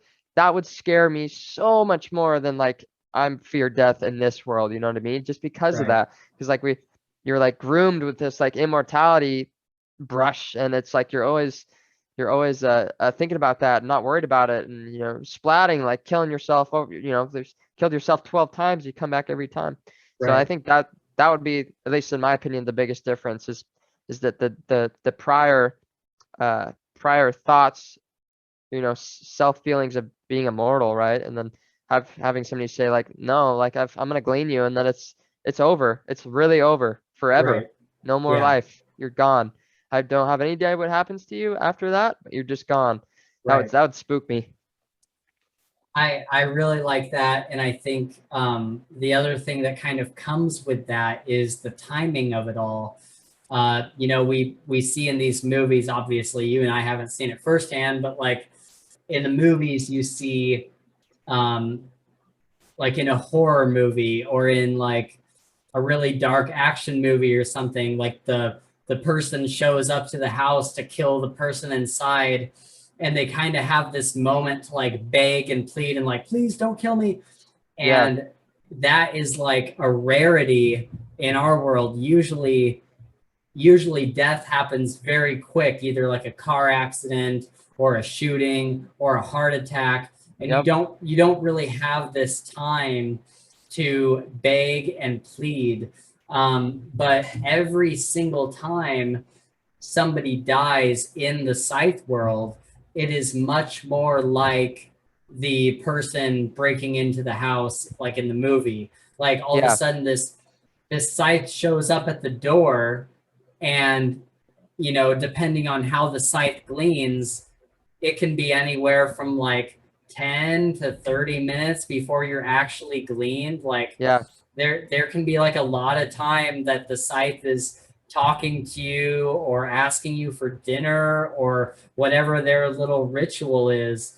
And so every time somebody sees a scythe, they have like 30 minutes maybe of panic. You know what I mean? yep, Whereas in our world, it happens so swiftly that there's not really this time for begging and pleading, unless it is something where like somebody's holding you at knife point or gunpoint or something. yeah, Um, but yeah, every single time somebody dies in the scythe world, it is like somebody holding them at gunpoint. They yep, have this time. Yeah, I think you pretty much nailed it with everyone in our world knows they're gonna die. It's a common thing. Yep. And in the Scythe world, it is like I think they say it ends up being like 2% of the population is actually gleaned, or 3% maybe. Yeah, so it's like one in like, chances of like in 10 years, I think it said it's like something like one in like 3 million or one in 4 million, like very, very little odds that you're gonna get gleaned. Right, right. And it's I think, who is it, Rowan or somebody says like usually it's like a friend who knows a friend who knows a friend who knows a friend who knows a friend Yeah, who got gleaned. yeah, Like yep, usually nobody really knows anybody directly who got gleaned. for sure. And it's kind of like this. So it's very removed from the public. And that it's so weird then that people are so enamored with sides, these people that bring about permanent death, that people would be so enthralled with them. Yeah, Um, let's talk a little bit about sides. So in this post-mortal world, we have these Jedi-like figures who are supposed to be the wise. They're supposed to be the honorable. And that was one of the things I really liked about the first book, is we really get set up with Scythe Faraday, and yeah, he really shows us like what it means to be an honorable scythe yep, and to do the job with a heavy heart. Like, as a scythe, you're not supposed to be able to sleep well. yeah, You're not supposed to be okay with your job. You do it because it's a duty and it needs to be done in order to yeah, keep the world working. yep, Um, and so Neal Shusterman does a great job with creating this old guard and new guard sides. The old guard having a much more solemn reverence for the position, holding themselves to a higher purpose and greater self responsibility. And the new order sides, they are there for self gratification. yeah, They are there because they want to kill, and they enjoy killing. And for them it is essentially murder. Like, it's not yep, gleaning, it's murder. They enjoy yeah, murder. um and it kind of mirrors a lot of stuff in our own culture. Like, we see new guards and old guards all the time for various things, and it's usually that the new guard is kind of making a mockery of the previous generation's thing. Like, I see it all the time in construction. I was trained by a very old school carpenter, and it seems like some of the new carpenters who don't do things the same way as like the old guard of carpenters, in my opinion, kind of make a mockery of some of the old ways of doing things, and yeah. the craftsmanship way of doing things. And so I kind of made that connection. I like that. What did you think about the old guard versus the new guard? Do you have anything to say about that? There's probably not a lot more that I could add. Just as you said, I think that, and Faraday says this all the time, like the first requirement for getting this job is absolutely not like wanting it. Or I Right. guess maybe he words it a little bit differently, but that's it. And I think that goes along with the solemn reverence for, and again, this is all stuff you said. They just understand it. So they understand it so deeply and know how important it is, and that society would, things would go bad like if they didn't do it. But then you have these like, which would be the new guard. They're almost like, like, in my opinion, like these crazed serial killers. Yeah. Like that's what they are. But they've got the license, right? And they have the title. And so they have this power that was bestowed upon them, and they take it and they squander it because they're, uh, screw what those guys said. We gotta change the times. Times are changing. We're doing this. And so it kind of, to be honest, it makes me sick. Like, it makes me, Yeah. I really did not like, the parts where like Goddard does his mass cleanings and he does, I am your deliverance. I am Right. this. Like, you're just kind of a pompous asshole. But, um, The Yeah, airplane scene. the airplane Oh scene, my and then there's God. of course the Tonus, or maybe that's in book 3. Never mind. Um, but yeah, so No, I the Tonus Monastery was book 2.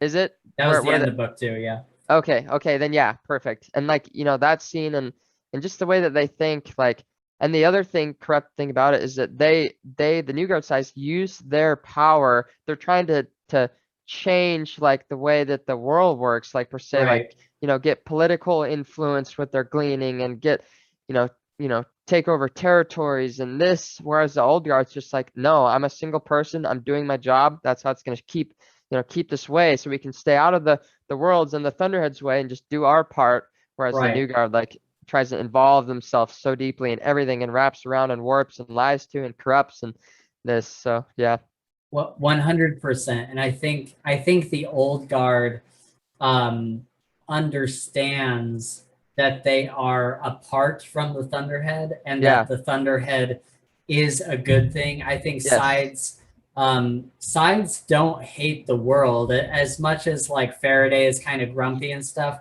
yeah, I think sides understand.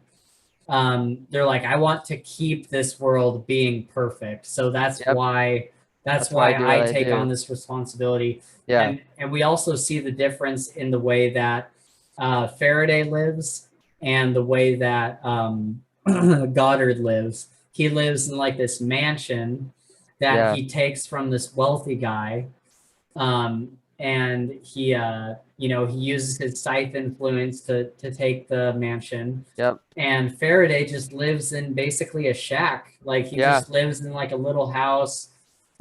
He doesn't have much in the way of like he has like his weapon room, but other than that, he doesn't have anything of value really. He just has yeah, like his little house with the bare essentials, and that's his life, and that's his responsibility.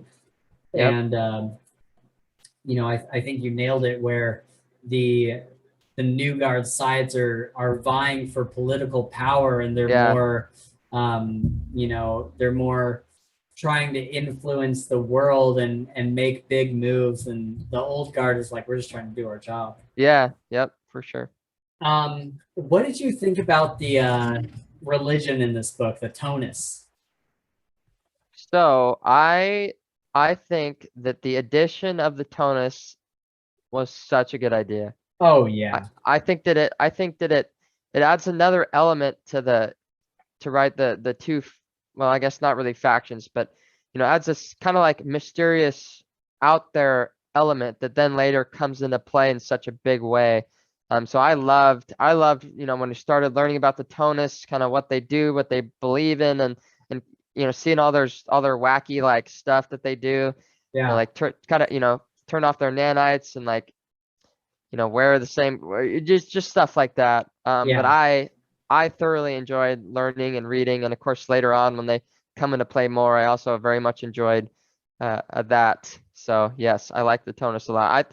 I think that it was a perfect way to add a little bit more like mystique, into the series.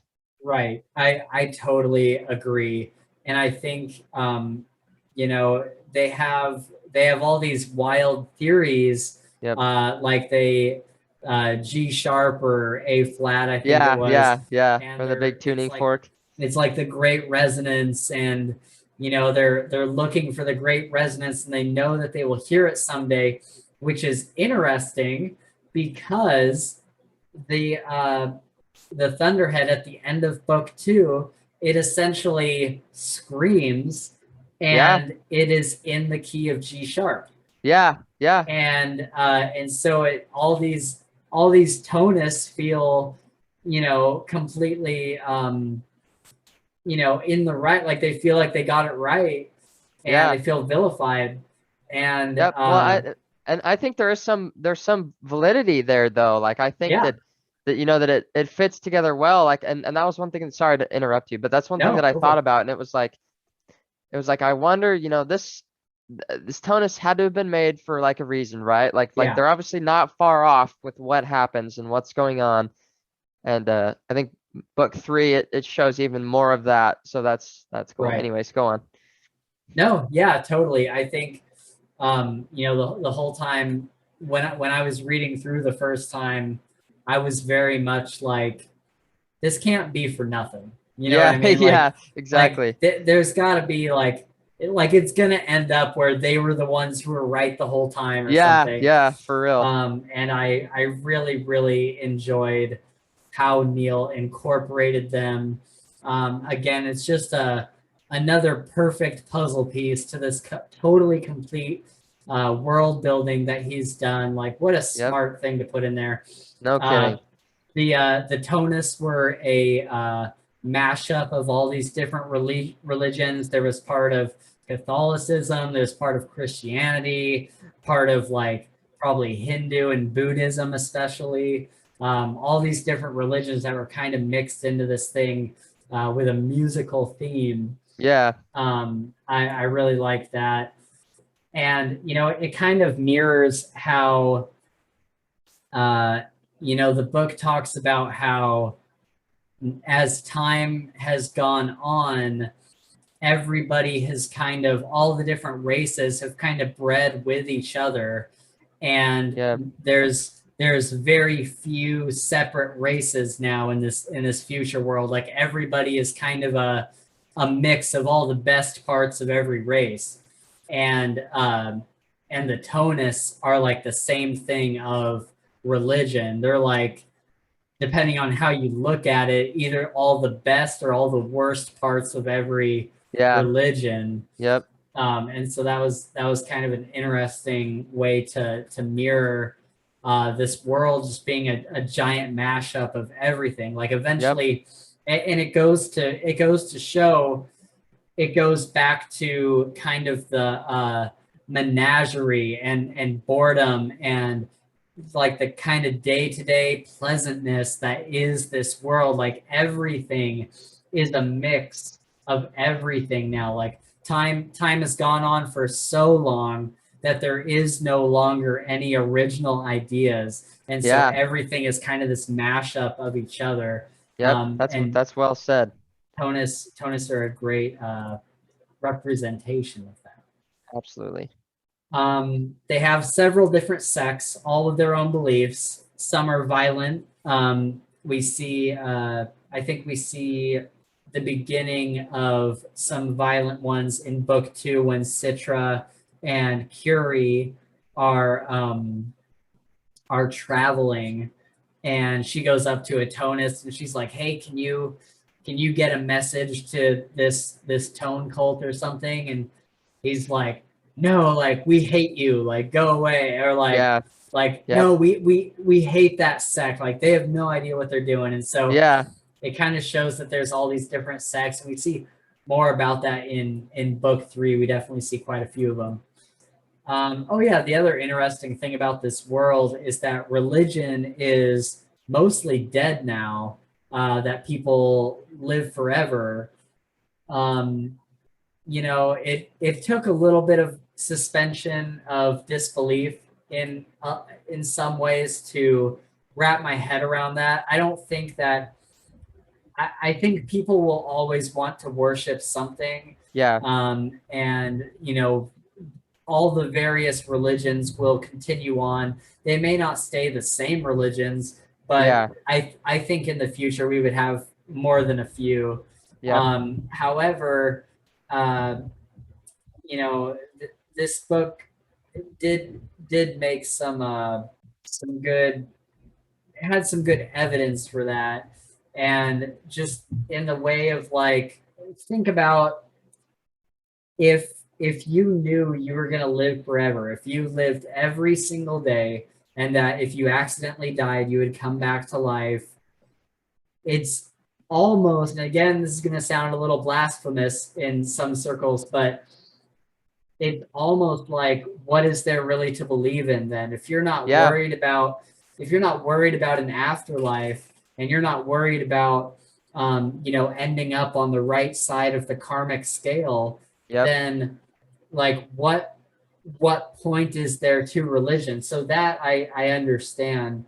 um Religion in the series, religion is dead in the same way that violence and crime is dead. Like there's still unsavories, but and they're criminals, but they're not like, they're like super toned down, like they're like Yeah. super harmless, in the same way that Tonus are the main religious faction, but they're like way toned down to almost being out of the way.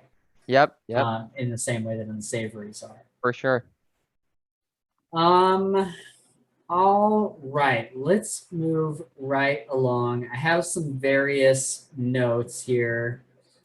At the end of the mortal age, the mortals had decided that Scythes and the Thunderhead would need to be separated because they didn't know if the AI was going to be good or bad. And once it was set loose, there was no going back. So, this is something I thought was interesting. This is totally just like the human condition, because if you think back to those mortals, those humans who, before they hit the big red button that set the Thunderhead loose, think about what was going through their head. Yeah.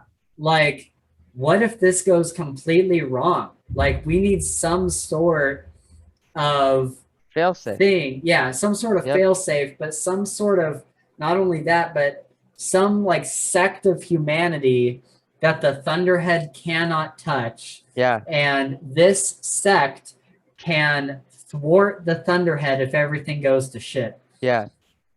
And that's such an interesting thing, because isn't that like completely a very human thing to do? Yeah, of course. They had no way of knowing that the Thunderhead would continue to be this super benevolent, super altruistic being that takes care of humanity and loves humanity.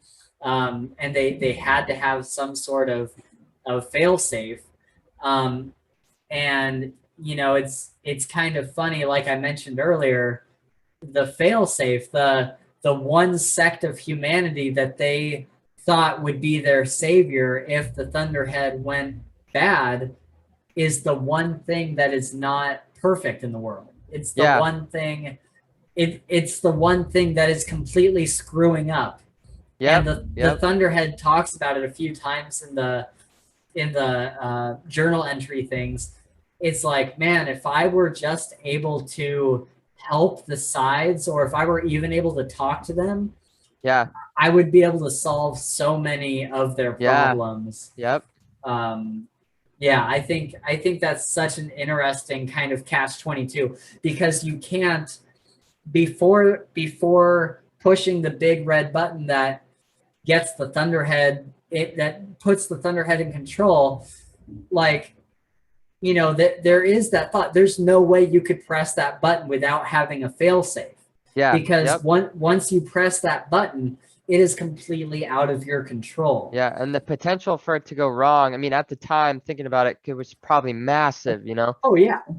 Probably at the forefront of everybody's mind. Yeah. It was probably widely debated. I think I'm pretty sure it was the second book that was talking, in one of the journal entry areas, it was talking about how there was rebellions, and that these people like didn't want the Thunderhead to be in control, and there was rebellions against the Scythedom, and people didn't want the Scythes to be able to decide who lives and dies.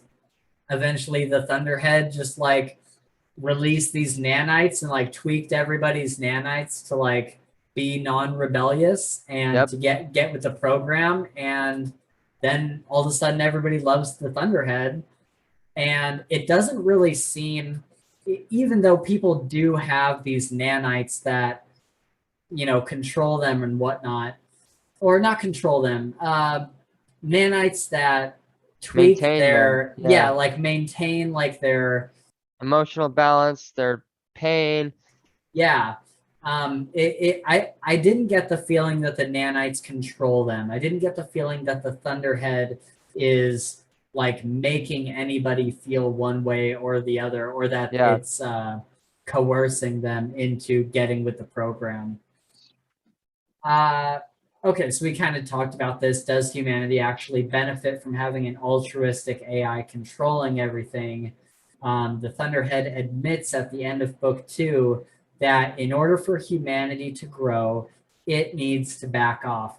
And so we see this at the end of the Thunderhead, where, you know, the Thunderhead kind of has this realization that, you know, humanity is not doing okay. Like they are not growing. They are not becoming a better species. And so it decides to back off, and it makes everybody unsavory, except for Grace and Tolliver. And Grace and Tolliver then becomes kind of this prophet. And, you know, I thought this part of the book was very interestingly akin to Christianity. You know, in Christianity, it says, like, you know, God cannot have anything to do with sin. God has to be far away from sin, in the same way that the Thunderhead cannot have anything to do with unsavories. Yeah. And so, you know, then in the Bible it says, you know, God sent Jesus, who was like the one person who was perfect, or, you know, not person, but it was God's son that was perfect. And, you know, it was kind of, I thought there was some interesting parallels there that I kind of liked. I noticed a few other times in this book, there's a few other similarities to Catholicism and Christianity that I liked very much. Okay, so let's talk about a couple plot holes. Okay, deal. So why the hell did the Scythes, when you know, when they in the first book, when they held Citra, and they were like, you killed Faraday, and they had the sheet of paper that Faraday said she's gonna kill me. Was there not a date on it? Like every other Scythe journal that we've seen has a date on it. And so I thought that was a pretty funny little plot hole. Well, and I think let me see if I can talk this one out here. So sure. So with that plot hole, right? The note was, it was either Goddard or whoever the High Blade was, Xenocrates. So that note was basically given to whoever held Citra, right? Like kind of like a, here, I've got proof, Citra did it, here it is. Correct. And so I wonder in my head if they even knew that it was, you know, they could have, like, and again, we don't know this, maybe got rid of the date, but like I wonder if they knew that it was a an entry. Like did it say that? Like did they know it was an entry from his journal, or was it just a note that he wrote? They knew it was a journal entry. Okay, then they should have put the date on it. Right, yeah. Yeah, okay, but yeah, that's a good point, because I think it was either Goddard or one of the New Order Scythes that was trying to get rid of Citra. Yeah. Or trying to split up Citra and Rowan. Yep. And so but again, it doesn't say anything about like them getting rid of the date, so we can't really assume that they did that. But right. Okay. Yeah. Gotcha.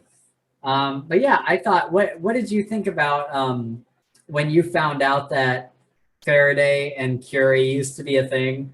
Oh, dude, I loved it. Yeah. I loved it. I absolutely loved it. And I was like, in my head, I was like, you know what? It doesn't really surprise me. It doesn't. I could see them, you know, in their youth, you know, 200 years ago, whenever they're really young. Yeah, it didn't surprise me all that much, but I liked it. I think it's a cool dynamic that even carries on, you know, into and further into the series too, which is awesome. For sure. I think that was such a cool thing to throw in there, because what that really does is, when Citra is taken on with Scythe Curie, you then know, or actually I guess you don't know at first, but eventually when you get to that whole note section where you find out what the note actually is, you're like, oh, that's why Curie took on Citra. Yeah. Because she loves Faraday. Yep. And she knew that Faraday would want her to take on his apprentice. Of course. And Curie actually tried to take on Rowan too, but they wouldn't allow it. And so, you know, I wonder how differently things would have gone if If she got Curie both of had them. gotten, or if she had gotten both of them, or if Curie had gotten Rowan Yeah. and Goddard had gotten Citra. Ah, I don't think that Citra is as superbly clever as Rowan is. yeah, And yeah, so I kind of wonder if Citra would have gotten into way more trouble for sure. trying to sneak away from Goddard and all that stuff. Yep, yep. I would totally agree. But yeah, I love the fact that Curie and Faraday were together. It just adds like another layer to it. And I thought it was super funny how Faraday was just kind of like this bumbling idiot. Like Yeah, he thinks that Curie wants to like kill him, yep, and really she's just like in love with him and yeah, like exactly. yeah. Yeah, that is funny. So then my other like plot hole, and it kind of gets addressed later on, but why had no one ever figured out that you could burn someone and kill them for good among all the other ways we see? Like, why were murders not as common? What in the book, why are murders not as common as they are in our day and age if Yeah, there was that option? I feel like the books kind of say from the beginning in a way they say there is no way to kill anybody yeah, anymore, like people just get revived, so yep, that kind of removes the option for the would-be serial killers. And of course serial killers, their nanites are tweaked and all that, and so it evens them out. But like jilted lovers or people who are jealous or whatever, yeah, like why are murders not more common in the Scythe world if there is this option for your average Joe to kill somebody, his wife or whatever, for sure.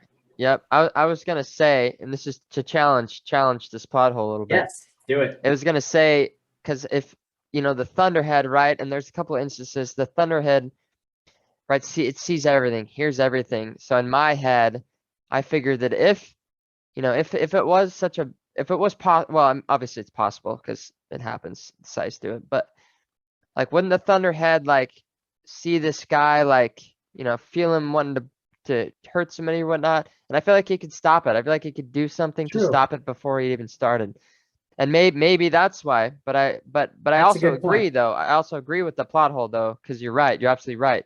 You would think that more people, there'd be more murderers, right? More crime and whatnot, because of that. And of course, then you see, Rowan do his thing and whatnot. But yeah, Yeah, that's a very good point that I actually didn't really think that much about, because the scythes can get away with it because the Thunderhead can't yeah, interact or interact, interfere. Yep. can't do anything. And it was kind of a fluke thing that Purity was able to get the acid into the theater. Yeah. Um, it took Grayson distracting the Thunderhead. Um, so yeah, I guess that does make quite a bit of sense. Is that sides are able to do it because the Thunderhead can't interact with them or stop them in any way. Yep. But otherwise, it has eyes everywhere and it would see True them. that. True that. All right, man. I'm gonna let you talk for a second. Let's talk about our favorite characters. Do you wanna talk about some of these guys? Sure. Yeah. Absolutely. I would love to. So let's start off with Citra Terra Nova. So Citra, probably out of I think that I love Citra in ways that I don't love Rowan, and I love Rowan in ways that I don't love Citra. I guess Totally. if that makes any sense. And I think the two are indispensable together, right? They're kind of one and the same. They both have very seriously important parts in the series and whatnot. And I think that Citra is kind of like this, like, um, how would I explain her? When you first see her, right, she's just kind of like confident, but also kind of shy. Powerful, but kind of nervous, like just a little girl, right? And she's very, I think she's kind of, what is the word? I want to say outspoken, but I feel like maybe Rowan's a little more outspoken than she is. Yeah, I lost my train of thought. What did you think about their relationship? The love Oh, interest okay, between Citra okay. and Rowan. I think the way that it started out was probably my favorite. I mean, I like that it, works out so well in the future and whatnot, or that it progresses, I guess. But I think the Yeah. first like when they both, for instance, because Rowan's like this like super nonchalant, just like chilled out dude, right? Not really afraid to say anything, whatnot. And so like when Faraday invites them both to the opera or the Yes. play or theater or whatever you want, and like Rowan like throws some like moves at her. I can't really remember what he said, but he's like not like really in like a flirty way, but he's like, Yeah. and you could tell that, Citra was like, oh, who is this guy? I think she even said something. And then of Right. course, like after that, like she starts crushing on him, but at the same time, like she doesn't like him and whatnot. And then they find out that they're, both gonna do this apprenticeship, and then it gets more complicated than that, right? Because like Yeah. there's these two people, one of them's gonna get a scythe ring, but they really do like each other, and like so who has to give, who has to do this and whatnot. And so yeah, I think that was a really cool, I guess it's kind of a plot in and of itself, right? Oh Them yeah. them kind of doing their thing and seeing how it connects um in the big picture of things anyway. So I liked it. What did you think of it? I love their relationship so much, Yeah. and I cannot wait to talk about the third book. Yeah, Um, yeah. For real. For real. but I wrote down a timeline of this might not be all of them, but like some of the best Citra and Rowan moments. Okay, Um, nice, dude. Nice. I so didn't even yeah, see him. if you scroll down past the quote section, Okay. you'll see Citra and Rowan in Okay. bold. Oh, got it. Got it. Got it. So Citra and Rowan kiss for the first time, and they're kind of like I think they're in Citra's room, and she's sitting on the bed, Oh yeah. Yeah, and yeah, yeah. he comes in, and he's like kind of nervous, and like they know that they're going to be pit against each other, and that only one of them will win. And I forget what Rowan says, but he says something alluding to like that he likes her or something, and then it's like Citra just like leans over and like kisses him on the mouth hard, and then she backs away and she says, "There, we did it. It's over." Yeah. like Yeah. we've had like this sexual tension for or like romantic tension or Yeah. whatever for like several chapters now, and we've both been feeling it. We just needed to kiss and get it out of the way. Yeah. Yeah. And so I love that part. Um, yeah, Rowan is so I just love the way Yep. he feels about Rowan. I feel like or I love the way Rowan feels about Citra. Yeah. Yeah. I Yeah. think Citra is more reserved about Rowan, but Yeah. Rowan is just like completely in love with Citra, and Yeah, I for love sure. that. So then Rowan throws his first trial so that Citra wouldn't be behind. So that because she Yep. lost, right? Yeah. And so then Rowan, I forget exactly what he says. He answers the question some dumb way, and the scythe was like, "You can't really believe that's the answer to the Yeah. question. Yeah. You're Yeah. There's no like way. they're like, I'll give you another shot. Like if you want to try to answer the question a different way, like you can do that." And Rowan's like, "Nope, I'm good." Oh, Yep. the question was what is the thing you know the least about or something like that. Yeah. And Rowan was like, "I know everything. That's right. I know everything I about don't everything. yeah, I don't doubt anything I do." Yeah. And Yeah. the scythe is like, "You can't be serious. Like Yeah. you Yep. know Yep. that's the wrong answer." Yeah. Yeah. And so Uh, he throws his first trial so that Citra wouldn't be behind.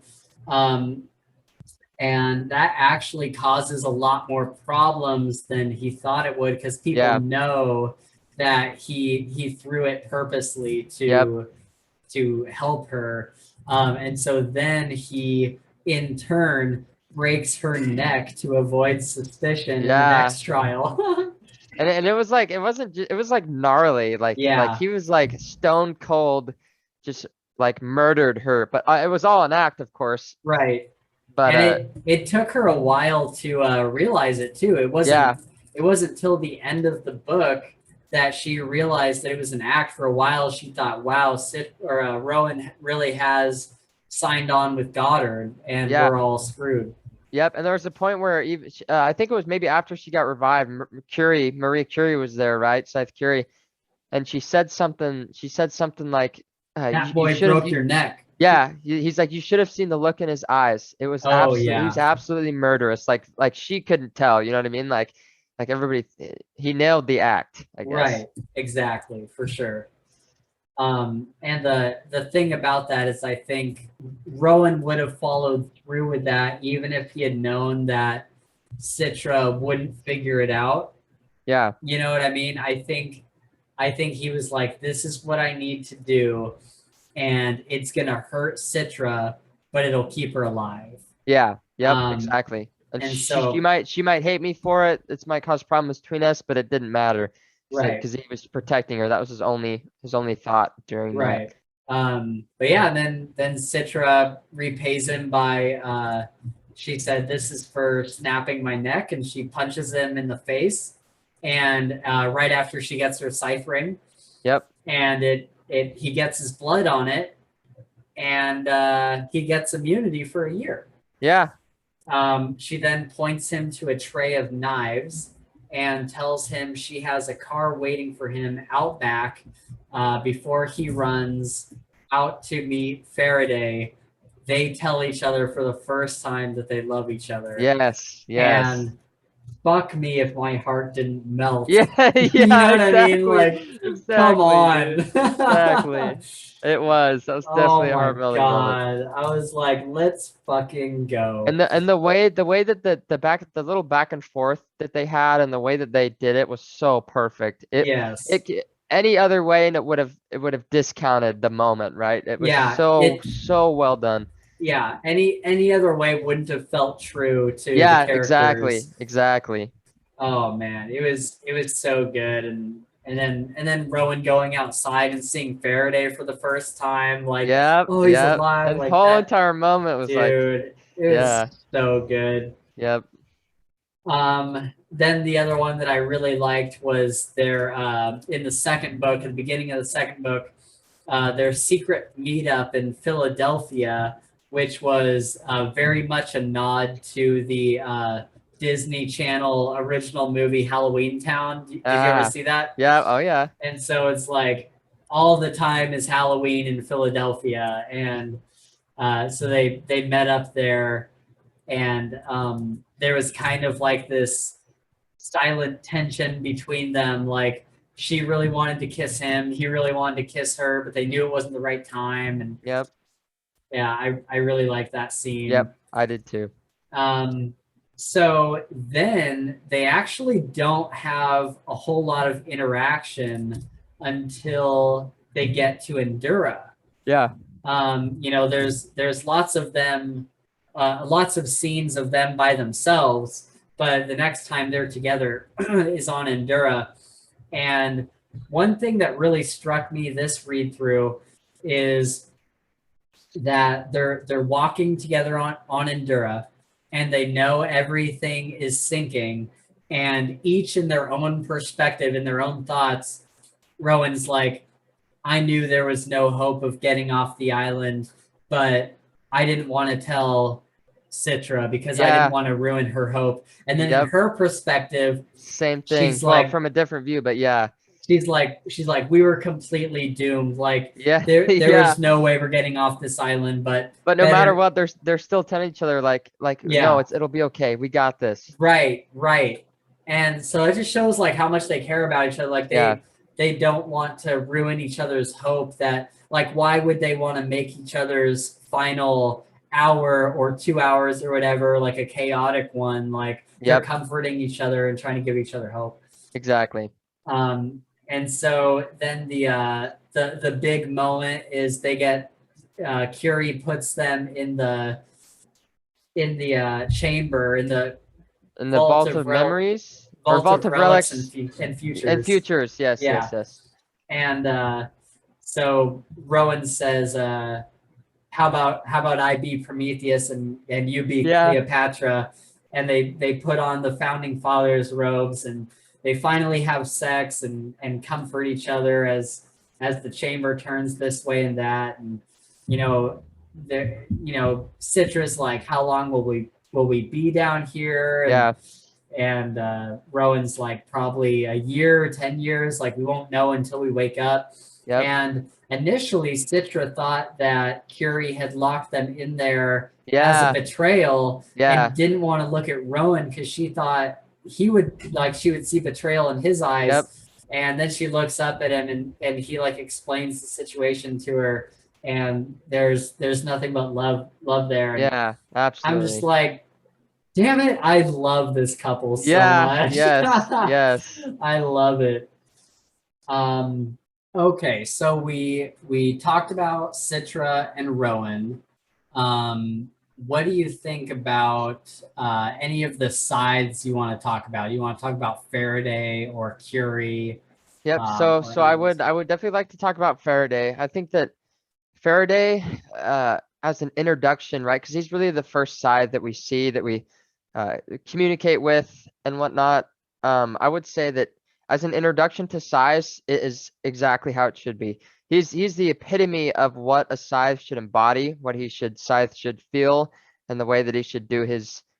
I don't even really want to call it a job. It's like a solemn duty, right, to the world. I feel like it's more than just a job and whatnot, but. Right. And so you have him, and he's of course old guard, and him and Curie is the same way, very old guard kind of status. Curie, I think, is she's a little more unique, I guess, in the sense of kind of how she does her gleanings, and very, very fast, very, she's pretty instantaneous, I think, right, in her gleanings, doesn't she just? Yeah, so let's talk about that for a minute, because that Okay. was an interesting thing. We see Faraday, and how does he glean? Do you remember exactly like the method he uses? Yeah, so he'll dig around the back brain, right? He'll search up statistics of how mortals would die, back in the age of mortality and whatnot. And so so let's say he's searching up, I think one of them was maybe Citra was digging this one up for him, but one of them was people that love pets. And then out of those people, how many of those people that love pets saved a family from a fire burn, stuff like that. He would go so deep into these statistics of how people would die. And then of course he would choose his gleaned, and then he would do that. And he is always very simple. He's like, I have chosen for you this poison pill as your method of gleaning. When you're ready, go ahead and swallow it. Super kind and very, very solemn in that. So yeah, he was very would relate it to how people would have died in mortality, and try to make it as natural as possible, I guess, in his way of choosing the slain. Exactly. And I was thinking about the same one you were just mentioning. It was first he would look up pet lovers, and then out of those hundreds of millions or whatever of pet lovers, how many of them enjoyed swimming. Yeah, okay. Yep. And out of the many who like swimming, how many of them did something heroic in their life? And so then he would narrow it down until basically his conclusion that he was trying to get to was somebody who had a pet, that the pet jumped into the river, and the guy went to jump into the river to save his pet, but then he drowned. And so that was kind of the type of kill that he was trying to get, the type of gleaning he was trying to get.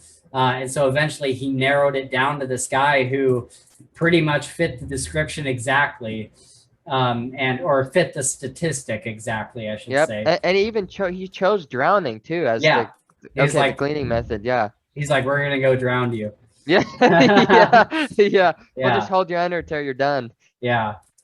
And that was a cool moment too, because that guy was like, Faraday told him, he's like, I can put you to sleep if you want. I can put you out before I drown you. And he's like, no.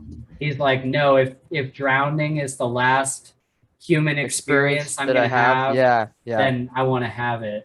That was really noble, man. That was a noble moment. That was super, super cool. A couple quotes I have from Faraday. He's talking to Citra and Rowan at the very beginning, and they're saying, like, we don't want to be scythes. And he says, therein lies the paradox. Those who want the job absolutely should not have it. Yeah. And those who don't should. Yep. And that's just like a perfect embodiment of how he views the scythedom. And then I think in that same scene, he says, we, as scythes, we are above the law, but that does not mean we live in defiance of it. We must strive. We must strive for incorruptibility and must assess our motives on a daily basis. Yes. I That's was what, like, and that is Faraday, and that's why you learn to love the old guard size so much. Is that right, his way of thinking right there is what like paves the way for that. 100%. The if we're talking about Faraday, we might as well talk about Goddard, because the difference between Goddard and Faraday. Listen to these two quotes and hear the differences. So Faraday says to Rowan, never lose your humanity, or else you'll be nothing more than a killing machine. And by that, he means a kind of like a robotic, like if you lose your humanity, if you stop caring, like if you start to feel okay with bleeding people, then you're losing your humanity. Like you're losing something of yourself. Yep. And Faraday was basically saying that if you do that, you will be nothing more than a killing machine. Like you won't be a person with feelings anymore. You'll be this thing that is just meant to kill people. Like it's not, you're not really With like a human. with no remorse, with no Like, feelings, no empathy. Like you might as well be part of the Thunderhead. Like you're just a robot. Yep. And then Goddard says,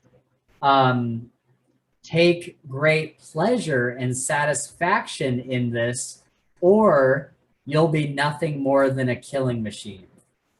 And wow. I think that's a really interesting how polar opposites they are. Yeah. Because Faraday says, like, Faraday is making the case that if you are a human, in general, as a human, you should not be taking pleasure from killing. Goddard is coming from a place of, if you are not taking pleasure in this thing you're doing, then you're not human. Yeah. And, I think if you take both of these sentences would be correct if it was not about killing. Yeah. If it was about anything else, I would probably agree with Goddard. Yep. But because of the subject material, it's just this really. When I heard that, I was like, oh, Neal did that on purpose. Oh yeah. Like that was For awesome. Sure. Like what a freaking master, dude. Yep.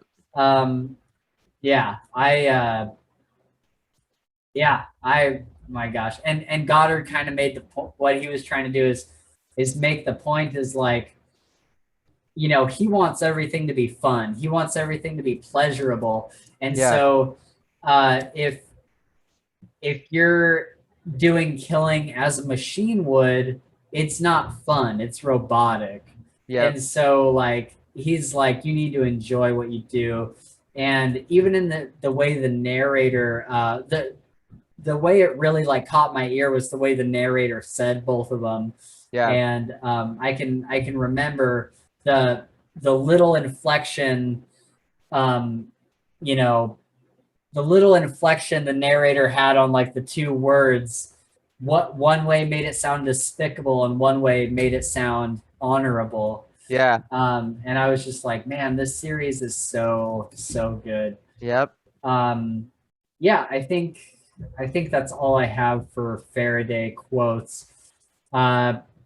Curie. Oh, what we were talking about was Curie the way she would glean people was hers was almost like a little more like spiritual or a little more Yeah. like mystical. Yep. She had no idea who she was going to glean when she left her house that morning. Yep. And she would just find someone who the light has kind of gone out in their eyes. Like Yeah. they've kind of like, they're kind of just done. You know what I Yeah, mean? she could tell that they've been here longer than they should have. You know what I Right. mean? Well, obviously, I guess everybody's there longer than they should have, but Sure. I guess not to them. But no, yeah. You're on the right track. I shouldn't have interrupted. No, no, that's really all I had to say. Okay. She just like she gleaned that way. She had a freaking it never said what kind of car she had, did it? No, it didn't, but it, It oh, must have been no, a it was a Porsche. Mustang. It was a Oh, it was a Porsche. Porsche? It Okay. was, because I remember there was a thing where, yeah, Marie said that. It was an old Porsche. Oh, okay, cool. Yeah, I love that Yep, I did too. she everything about her was off grid. Like Yeah, she lived in like an off grid house. She had like this off grid car where she was in charge of where it goes, and yep, you know, she imparted so much of that onto Citra. Like so much of the reason Citra is because of Curie. Like even even when Citra gets into the public car, she like doesn't want it to know where she's going, yeah, and she's like, "Go south," and yep, the car's like, "What destination? Just south." yeah, And yeah, like it was like this awesome kind of seeing Curie mentor her was like a lot of character growth for Citra. And also they became such good friends. I love their friendship. yep, me too. They were just great. Like they didn't really remind me of anything. Like there's nothing I can really compare them to.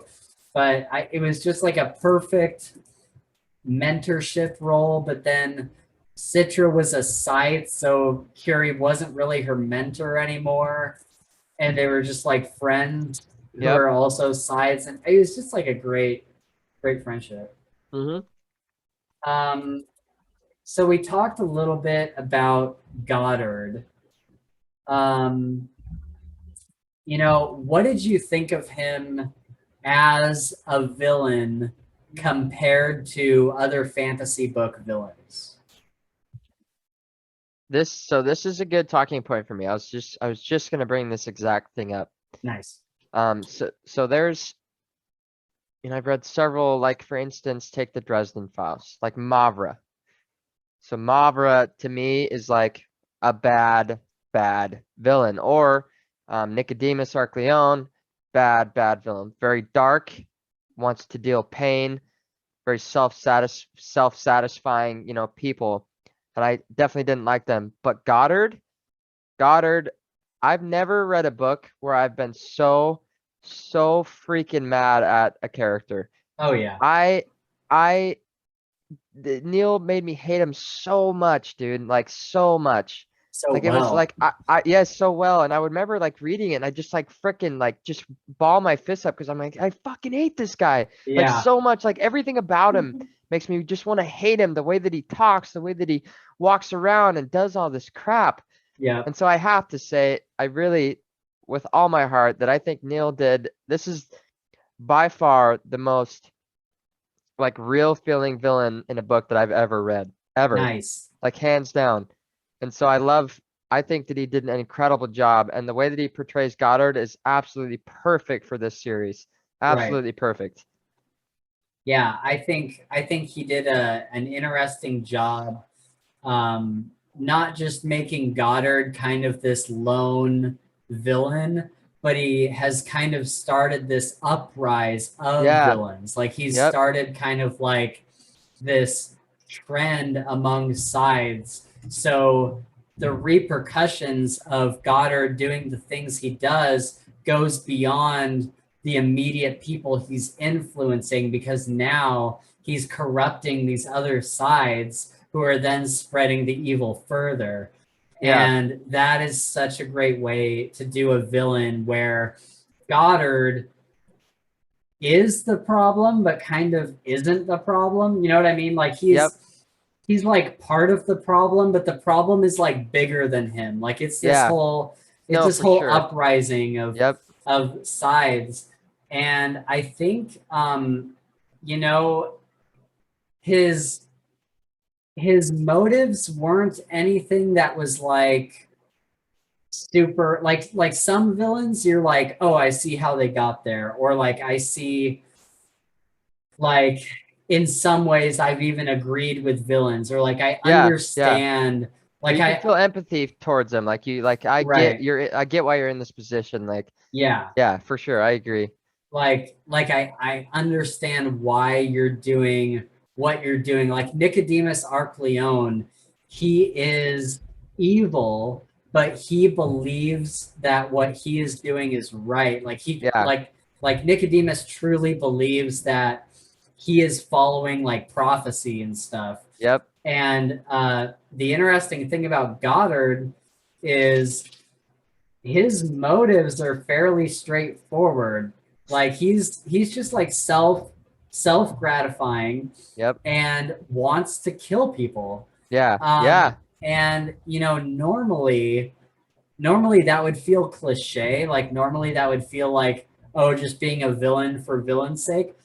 But there was not a point where I felt that. I felt Yeah. like I'm like he he is evil for evil's sake, Yeah. For but real. he is done so well that somehow it's not a cliche. Yeah. And I loved him so much. Let's see, it just works somehow. He's like gleaning. Part of his whole character is that gleaning is like an enjoyable act to him. Yeah. Like he finds pleasure in it. And so there's a quote that he says, gleaning is performed, not administered, as in he sees it like this art to revel in, Yeah. not like Faraday and Curie, very much like administer a gleaning. Like it's Yeah. a very like detached kind of Yep. thing, and Goddard like revels in it. Um, is there anything you want to say about some of his gleanings? Yeah. Well, yeah, there's a couple things. I First of all, I want to say that again, Goddard always has an agenda, right? He Yes. always has this hidden agenda that he's working towards, and he hides all this stuff through his gleanings. Like let's say like, he wanted to glean a bunch of engineers to slow down, Yes. space travel, or stuff like that. Or yeah, so I would say that like especially his mass cleanings, right? When he does like he'll find like he's trying to kill one person, right? And he's on the plane, and so he's like to hide this one murder, I'm gonna murder 350 or glean whatever. I'm gonna take this plane down, right? In this gleaning, and so I Oh, think that's that a good point. I didn't think about that. yeah. So he's always like again very self-gratifying, self-serving. So he's got this plan, and he hides, he weaves this plan through all these gleanings and these movements that he makes, and so that is interesting.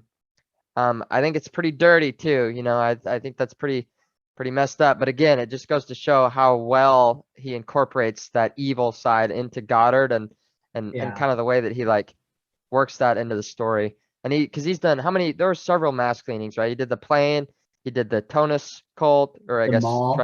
the mall. Yep, mall cleaning. And again, the mall cleaning, same thing. It was just to get Just the to get the daughter, or girl. the Yeah. yep, just to get the girl.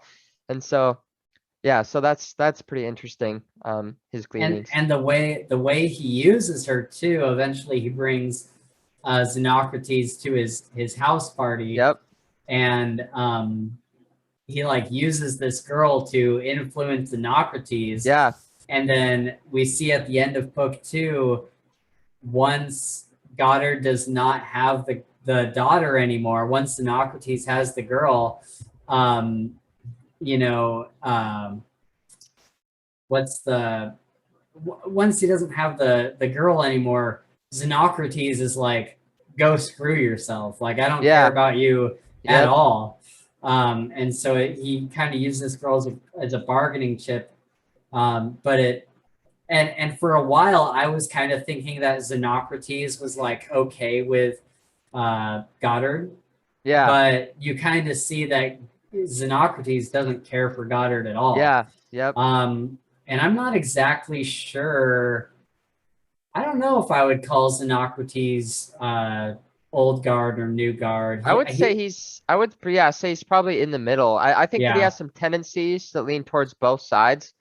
But I think that he's very self-serving as well, right? He's very much about the pompous yeah, or the pomp and whatever you want to call it. He's very much right. like a gold inlaid robe, very fancy, very high end, very nobleman style Right. things. But yeah, I would say both sides a little bit, but not anyone in particular.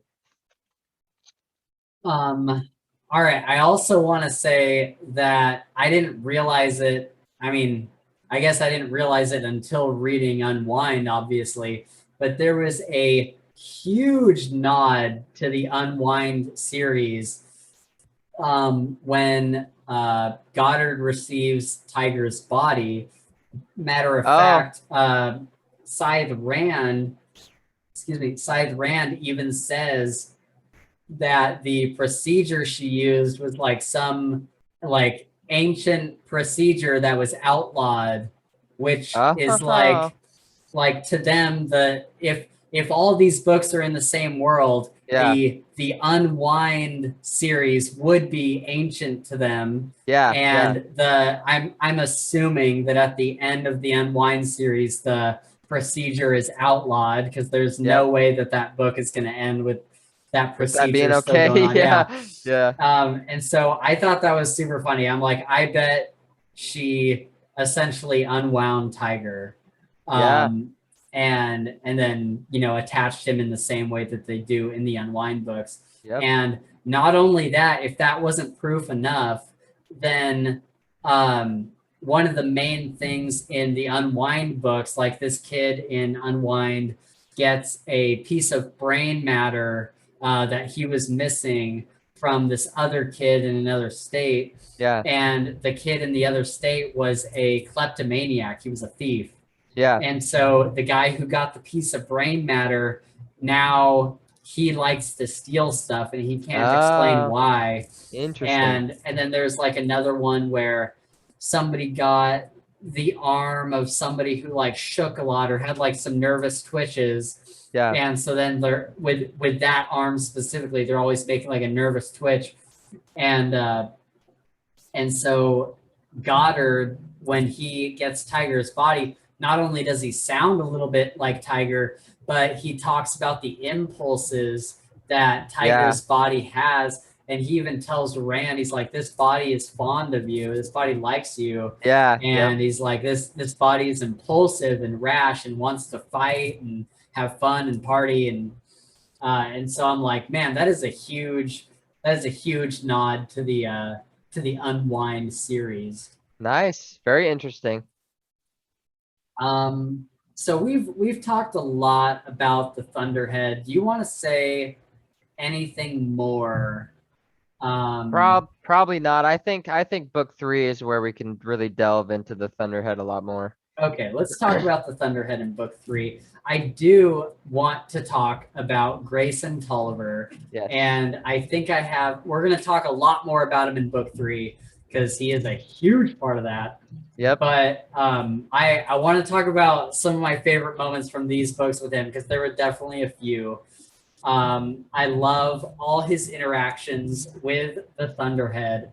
I loved when we first meet him. The Thunderhead is basically like his mom or his dad or Yep. whatever, and just this like legitimate relationship that they share. Like Yeah. this like the Thunderhead is genuinely fond of Grayson. Yes. Yes. And I love that so much. And Grayson, I got this quote.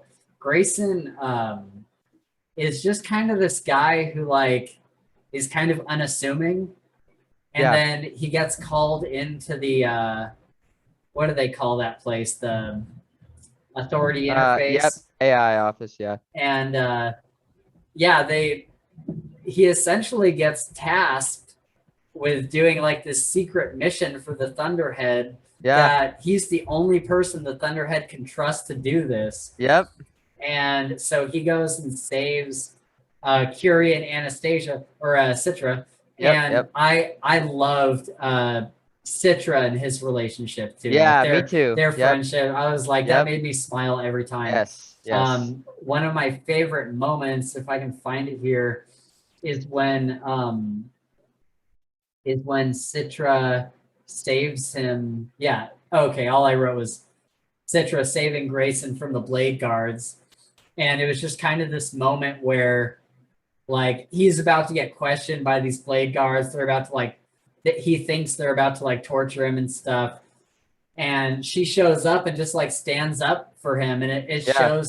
it shows the kind of compassion she has, and also the kind of like, she's kind of like turn for turn. If you Yep. help me, I'm I'll more than help willing you. to help you. Yeah, And for so sure. she shows up and like stands up for him at the risk of being called out in conclave, maybe about it Yep. or something else. Um, and so she really stands up for Grayson. Not only that, but she gets him to the monastery where he can live safely after everything that happened in the theater, where Grayson gives up this relationship with this girl that he loved, Purity, Yeah. in order to save the Scythes. Yep. And that shows a huge part of this character. And but yeah, Citra gets him to the monastery, and then beyond that, she was gonna send him out to Amazonia. Yeah. She was like, "I have another place you can go," That and might be safer. I really liked that scene as well, where the Scythe showed up and he's like, "I can get you out of here." Like I Yep. don't like the Scythe was kind of like, "I don't really like you," but Citra, Anastasia is asking me to do this for you, Yeah, and I will take you to Amazonia with me. for sure. So I got to talk about Grayson is pleading with the Thunderhead. Oh, yes. Um, Yes. oh my gosh. Okay, so I gotta read this section. I have something on my phone. Can you talk about Grayson for a minute and just any thoughts you had of him? Sure, yeah, absolutely. I think that, and again, I would say that probably uh my favorite interactions between people, and again, this kind of goes into book 3, but I really like the way that kind of, as you said, that the Thunderhead almost like seems like, even though like the Thunderhead does this for like everybody, but the Neal makes a point to like make it seem like the Thunderhead like really, like you said, really truly uniquely does care about Grayson, right? And Right. you trust him with these jobs and whatnot. And I think that the being who Grayson is, and again, this is already stuff you already said pretty much, but the Thunderhead trusts him. Yeah. No, you pretty much said anything, all of it, dude. I Okay. don't know if I can, unless yeah, no, there's a lot more in book 3 that I think we'll get into, but he's a great character. And I think his arc is probably one of my favorites. I think going from the unsavory to, everything that happens after, I think is really cool. And the way that he deals with like going unsavory, right? Like the Thunderhead wouldn't talk to him. He deals with it. And in dealing with it, he tries out this other kind of way of life and like figuring out like, what this unsavory's been about, but at the same time, like still trying to do this like mission that the Thunderhead gave him beforehand, before he went Right. unsavory. And so, yeah, Absolutely. So so this scene literally, I think I talked to you about this the other you day. did. Yeah, you did. This scene like literally makes me cry every single time. And there's not uh I think there's only a couple select moments that really made me tear up during Yep. this book series, but this is definitely one of them. Yeah. So he's he's in the monastery, and his whole life, like he cares about the Thunderhead so much that living without the Thunderhead, like the Thunderhead isn't like uh, a tool for him. Like a lot of people Yeah. use the Thunderhead like a tool Yep. or like a servant. Like Thunderhead, like genuine, or Grayson genuinely loves the Thunderhead and vice versa. And so he's in this monastery and he's just feeling like crap, and he starts crying, and he's like on his knees and he's like begging the Thunderhead. He's like, please, please, like talk to me, or like he's doubting. So it's right when he gets to the monastery, I think, and he's done so many of these unsavory things, and he's questioning, does the Thunderhead know that I'm still me? Or Yeah. does it think that I'm really unsavory now? Does it think that I'm like this criminal? Like, does it know all the good that I've been trying to do? And Yeah. of course the Thunderhead does. And so he's on his knees and he's crying, and he says, I know that you're listening. I know you've seen all that's happened to me these past few months. He pauses, and this is the Thunderhead speaking. He pauses. I remain silent. It is not by choice. Ooh, Yeah. like that Yeah. line alone, I'm just like, oh my God. Yep. And so he's like, I remain silent. It is not by choice. He closes his eyes, which now spill tears, and in desperation, reminiscent of prayer, implores me, please let me know you're still there, he begs. I need to know you haven't forgotten me. Please, Thunderhead. But his ID still flashes the red U. His unsavory designation carries a minimum 4-month term, and I cannot answer him. I am bound by my own laws. Please, he begs, his tears overwhelming his emotional nanite's attempt to ease his distress. Please give me a sign. That's all I ask. Just a sign that you haven't abandoned me. And then I realized that although there is a law against my direct communication with an unsavory, I do not have a law against signs and wonders. Please, he begs. And so I oblige. I reach, oh my gosh, I'm getting emotional just reading it. I know, dude. And so I oblige. I reach out into the electrical grid and douse the lights, not just in the chapel, but through all of Wichita. The lights of the city blink for 1.3 seconds, all for the benefit of Grayson Tolliver. Yeah. Yeah. Oh my God. Yep. I'm like tearing up. Yeah. All for the benefit of Grayson Tolliver. To prove beyond the shadow of a doubt how much I care and how heartbroken I would be for all he has suffered if I had a heart capable of such malfunction. Oh my goodness, dude. But Grayson Tolliver does not know. He does not see, because his eyes are shut too tightly to know anything beyond his own anguish. Ugh. Wow. Oh wow. Are you kidding me? Yeah, that's Oh crazy. my God. I'm like legitimately tearing up. Yeah. Oh my gosh. It's so good. I dropped my mouse. 1 second. You're good. 2 hours later. Yeah, so that whole section is so good. It makes me tear up every time. I teared up just reading it. Yep. I absolutely love that. So yeah, we'll talk more about Grayson Tolliver and some of the moments he has in the third book. There's some of my favorite moments in the third book. I can't wait. Me neither. The last Grayson Tolliver thing that gives me chills up the back of my spine every time I either read it or hear it is the Thunderhead is going crazy. The G sharp is emanating from everywhere. And one by one, people's phones are showing them as unsavory. And Grayson has like just kind of gotten used to not talking to the Thunderhead. Like he's kind of just starting to get used to like his monastery life. And Grayson sees all this going on around him, and he sees everybody going unsavory, and for a moment he wonders like what that means for him. And then he has an idea. He runs to the computer and it shows him as not unsavory. Yeah, normal. And all of a sudden he goes, "Hello, Thunderhead?" And the Thunderhead, the last words of the book are, "Hello, Grayson. We need to talk." Yeah, And it's yeah. just like, let's Yep. go. I Like, know, dude. I know. that's such a good way to end that book. Oh my god.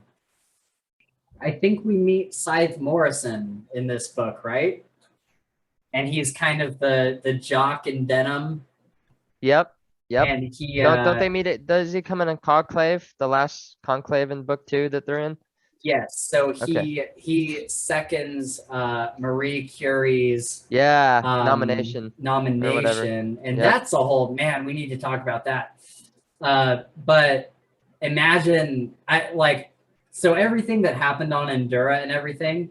Imagine, like, I really, really, really wish there was a spinoff or like alternate timeline thing of what it would have been like if Curie had been Highblade. Yeah, yeah, that would be Dude, interesting. That'd be super I interesting. want to read that so bad. Like I want this alternate reality so bad.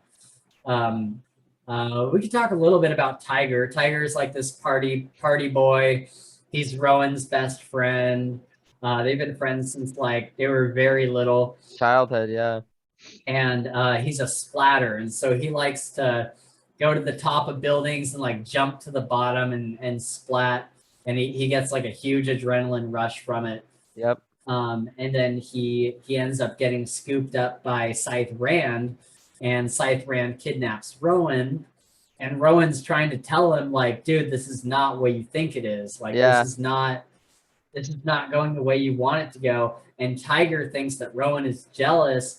Yeah. And that whole section of the book, I'm just like, oh my god, come on. Yeah. Come on, How can you be Tiger. so Like, dumb? oh my god. That there is one quote I have from Tiger. It's when Rowan first becomes a Scythe's apprentice, and Rowan and Tiger have this joke that they're the lettuce in their family. They're like the middle kids that no one pays attention to. Yep.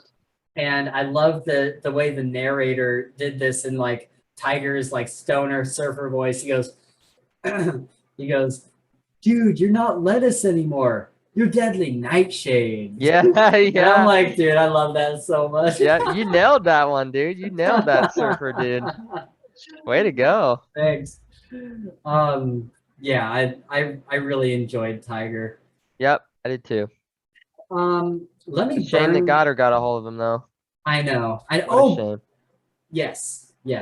We Okay, will. go. Okay, we Oh, will have that, to. I almost spoiled something. okay, then we'll wait. Okay. Okay, so Deadly Nightshade, Citra. I'm just gonna burn through some quotes real quick that I like. Citra says, "What's a cast?" Curie says, "Voodoo." Yeah, yeah. And then there's also a bunch of like hidden pop culture references in here, like the James Bond thing, the guy that wanted to get killed, Yep. drinking the drink like James Bond. Shaken, And then, not stirred. Shaken, not stirred. And then Curie says, there's after Citra breaks that Tonus arm, Curie is like helping wrap the arm up and stuff, and they're like saying goodbye to each other. And Curie says, "If you say may the fork be with you, I'll smack you." Yeah, yeah. I'm like, nice. Yep, I remember that. Through a Star Wars thing in there. Oh, the other quote, it's not like funny, but the other one that I really liked was Xenocrates when he becomes the Grand Slayer and he's standing in his room with all the windows, and it's basically talking about, I can't remember if it was the narrator that said it or if it was something he said, but it was something to the effect of all Xenocrates' life, all he wanted to be was exceptional, not like mundane, but exceptional. And then 2 chapters later, he's standing on, like, all the sharks are swimming around, Yeah. and Endura is sinking, and he's on the chair. And he decides that he is not going to let Goddard take him through the use of these animals. Yep. And so he decides to keep his gold robe on, and mimicking the pool scene from earlier, he jumps into the water and drowns himself.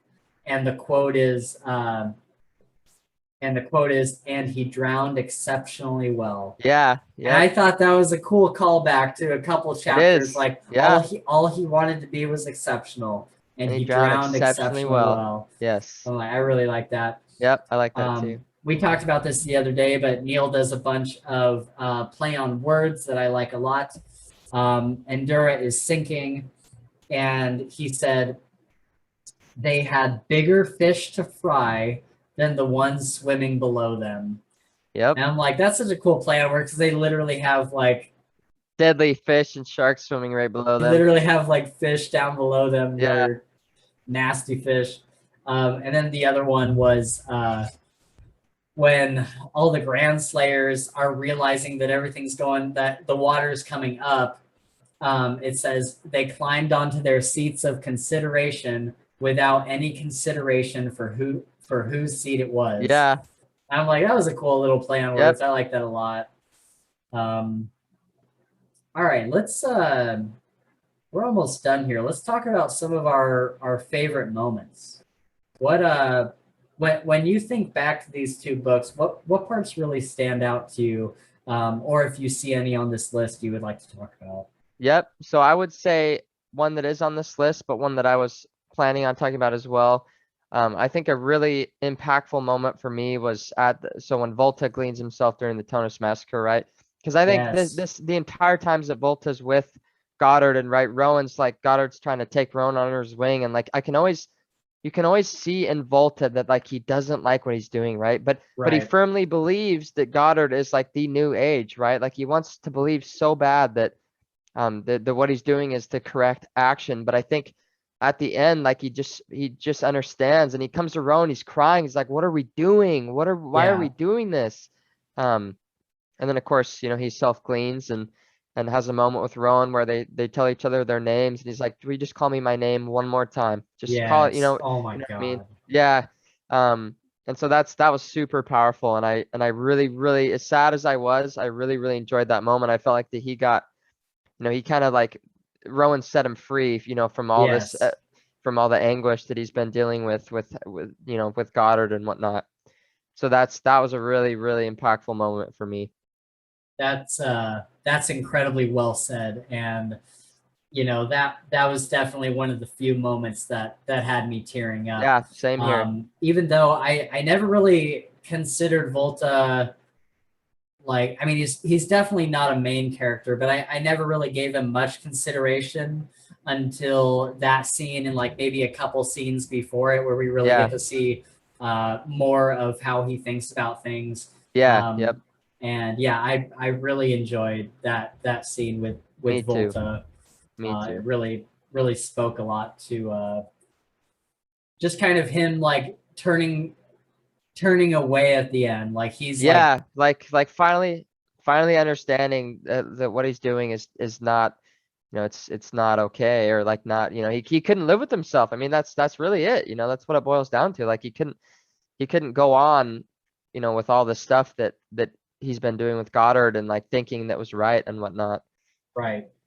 So we see, I kind of talked about it earlier, but I love this moment where Rowan stays with Cole while Cole is fleeing.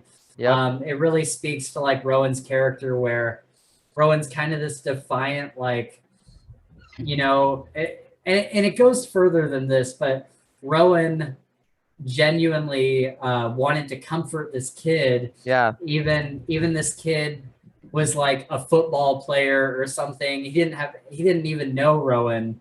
He didn't even get his name right when he tried to thank him. What did he call him? Ronald. Yeah. And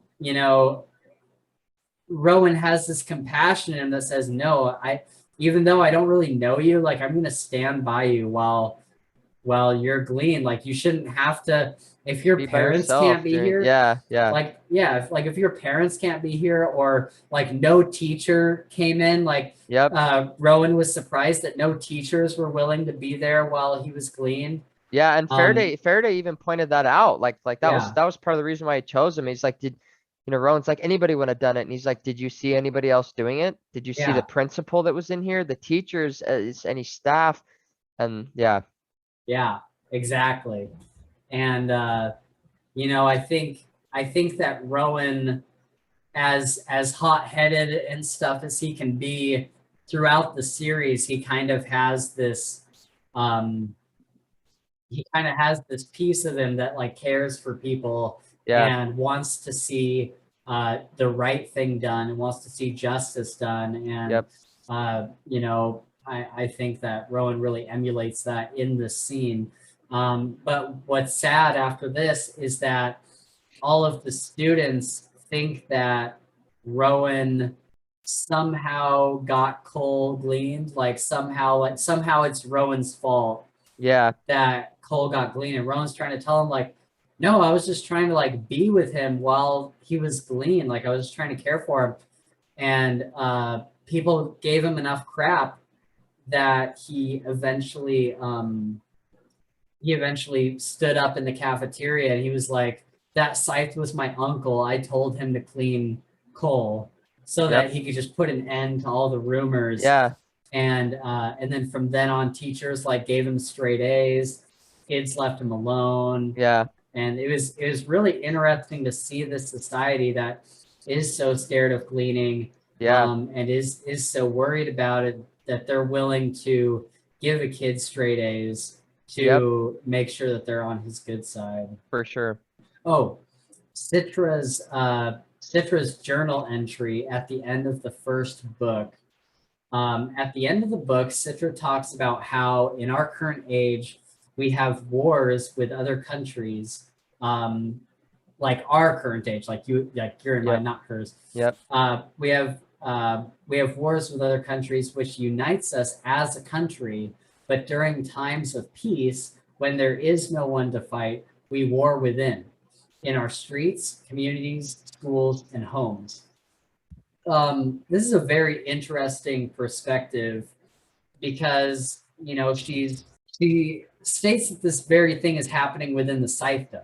yeah, The first Scythes were good and knowledgeable and wise and honorable, but when knowledge is replaced by our own avarice, as she puts it, when people get bored and stagnant, it throws a wrinkle into the fabric of the Scythedom. We talked about this a little bit on the phone or something, or through text maybe, yep, but I think that's so interesting. Like we see our country, America, is so divided right now, and we may be like occupying places in other countries and stuff, but I mean, for the most part, there's not really an ongoing war like there was like when the Iraq War first started and yeah, stuff. During that time, we saw the country so united, yeah, and now our country is completely divided. And it's kind of interesting that it is during more or less a time of peace. yep, When we have a time of peace, like we see in this series, in this age they live in, when we have a time of peace, people get stagnant and bored, and they take things for granted, yeah, and they war within. And so we see this major division of the right and the left, and just the country can't agree on anything, and nobody's working together. But for some reason, when we have another enemy to face in another country, something yeah, else to focus on, we all come together. And I just thought, I just thought it was kind of an interesting thing to point out, and it was very yeah, smart of Schusterman to put in there a very good like political commentary, yep, that we really can't ever have peace. Like we may have like non-violent peace, like yeah, right now we're not in the middle of any violence, aka war, but we don't have peace within in our society. yeah. And I thought that was an incredibly clever and insightful thing for Neal to write here. Absolutely. Um, Yeah, No, I totally agree. Because I'm even, and I thought about that more, like after you kind of pointed that out to me, and I read that, and again, I'm just gonna say what you just said, but yeah, very intriguing, very intriguing. And again, it's true. You know, just look around, look at history. It's all true. yeah, right. Um, so then the other part of this journal entry that I really liked is at the end of it, the very last like couple sentences in the book is this isn't verbatim, but she hopes that she is a good scythe and that when Scythe Lucifer comes her way, he'll judge her to be a good scythe too. Yeah. I'm like, man, I like that a lot. Yeah. Yep. That's good. I also, for some reason, I've thought about this so many times over the past few years, but I found it hilarious that turkeys live in a virtual reality like simulation where they can fly, reproduce, like have families, have like full Yep. lives. And really they're like living in like this gelatinous blob Blob. where Yeah. they're Keeping them like, alive. yeah, where they're like kind of harvested for us for our Yep. food. And I just thought it was like, I thought it was super funny that the Thunderhead like cared enough to like make sure these turkeys are living like a super fulfilling life. The Thunderhead even mentioned that I think of the Thunderhead as a she, so I say that she flew with the turkeys in Yeah. virtual reality. I'm like, Yep. I think that's freaking hilarious. Yeah. That is freaking cool. I agree. So Um, I'll talk about this next one here because it was yes, another one on my list. go for it. And so it was basically all the ways that Citra had begun to glean people, right? Yes, And so Citra's way of gleaning was, how many days did she give them? 30 Was it days. 30 days? Okay, so she would find her, her gleaning subject or person, whatever you want to call it, approach them and give them 30 days and say, listen, like I'm giving you the power in this. I'll be your deliverance. You can choose how you want to go out, and I will oblige in any way I can, which I thought was super cool. And so there was all these wacky stuff that people had, right? So one says here being pushed off a building, James, or yeah, that one. And then there's another guy that like wanted to emulate James Bond. So he was high rolling in the casino, throwing a bunch of money around, had his shaken not stirred martini there, Yeah. and that has poison in it, and he went out that way. And my favorite for sure was the guy that's like, I want to be hunted by crossbow. Oh, yes. And I was like, dude, that is so freaking cool. And so, and of course the guy's like, well, what happens if you don't, what happens if you don't glean me? Like, what if you don't catch me? And I can't quite remember what she says. She's like, well, so yada yada, something else. And then it goes to like, he was caught within 15 minutes or, something Yeah. like that. Cause like, Yeah. of course, Citra's a pro, but that one was really cool. Well, he And then was of course, like, sorry, real quick. He no, was no, you're like, good. You're good.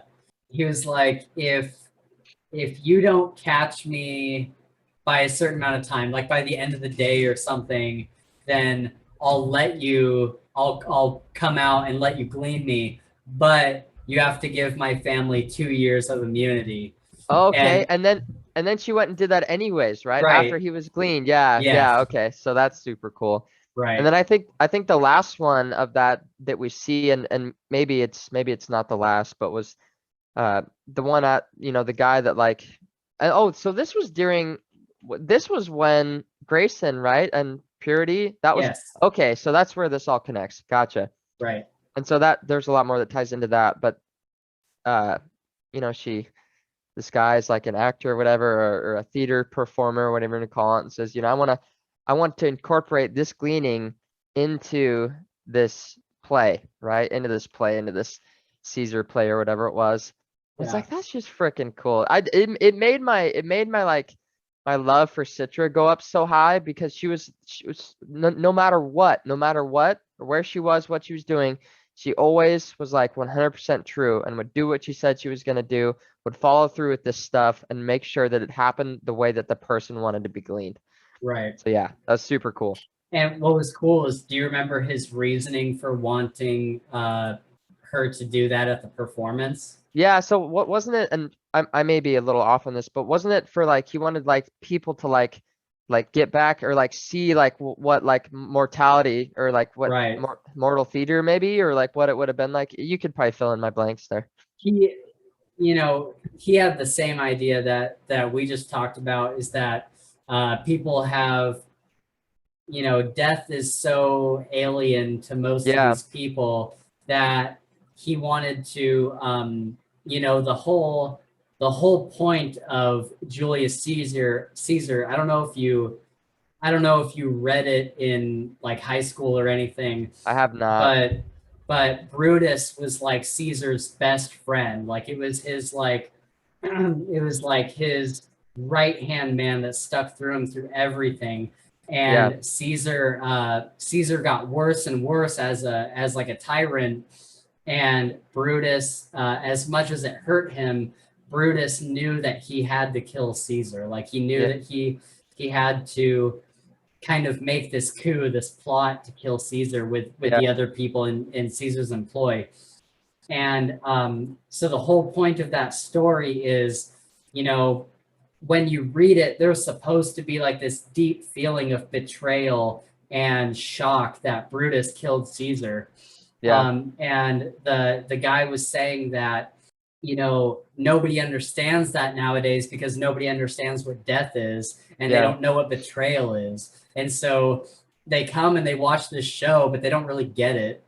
And yeah, so to have Citra be on stage and be Brutus yeah, and like glean him right then and there, it made it real for the audience. yeah. Okay. And I was Yep. like, what a cool Yeah. way to do that. I Yep. thought that was awesome. I totally agree. I enjoyed that very much. Um, do you remember why what reason Citra gave to the council to allow her to glean this way? Oh, I don't. I mean, I think I know, but if you know, tell him because Okay. I couldn't get there. So basically, so you know how this is what I like about it is Faraday. She's kind of mixing a little bit of Curie and Faraday's style. Yeah. So Faraday would glean people based on the statistics and the ways that people would die in the mortal age. Yep. Citra is doing something similar by her argument when everyone was calling her out about gleaning this way. Her argument was that people in the mortal days often had notice before they died. Yeah. And that's in certain circumstances. We kind of talked about it earlier, where it usually Yep. happens fast. But there's plenty of people in the hospital who Yeah. have been in the hospital for a Or week, a cancer, month, or people or get cancer. cancer. Yeah. Yeah. And they have lots of time to deal with it and get their affair in order, their affairs in order. Yep. And so she looked at how the mortal world was, and she took that facet of death and made it her whole thing. Yeah. And then beyond that, she also put her own spin on it and allowed them to choose how they died. Yep. And so I thought that was kind of cool. There was like I thought it was cool that there was an actual mortal age reason why she came Yeah. that way. For sure. Yep. That's Citra for you, man. Man, so let's talk about just the beauty of Endura. It's when I first read about it, I was captivated. Yeah. Like hearing about all these different islands and just all these different like bridges that connect to the island. Yep. And it's like a giant eye in the middle of the sea. And there's like these huge towers, and then you can go below, and there's like it's like a big aquarium. Excuse me, a big aquarium. Yep. And yeah, what did you think of Endura in general? Also, it's a no glean zone, so people can have their family there or Yep. their friends there, and they won't get gleaned.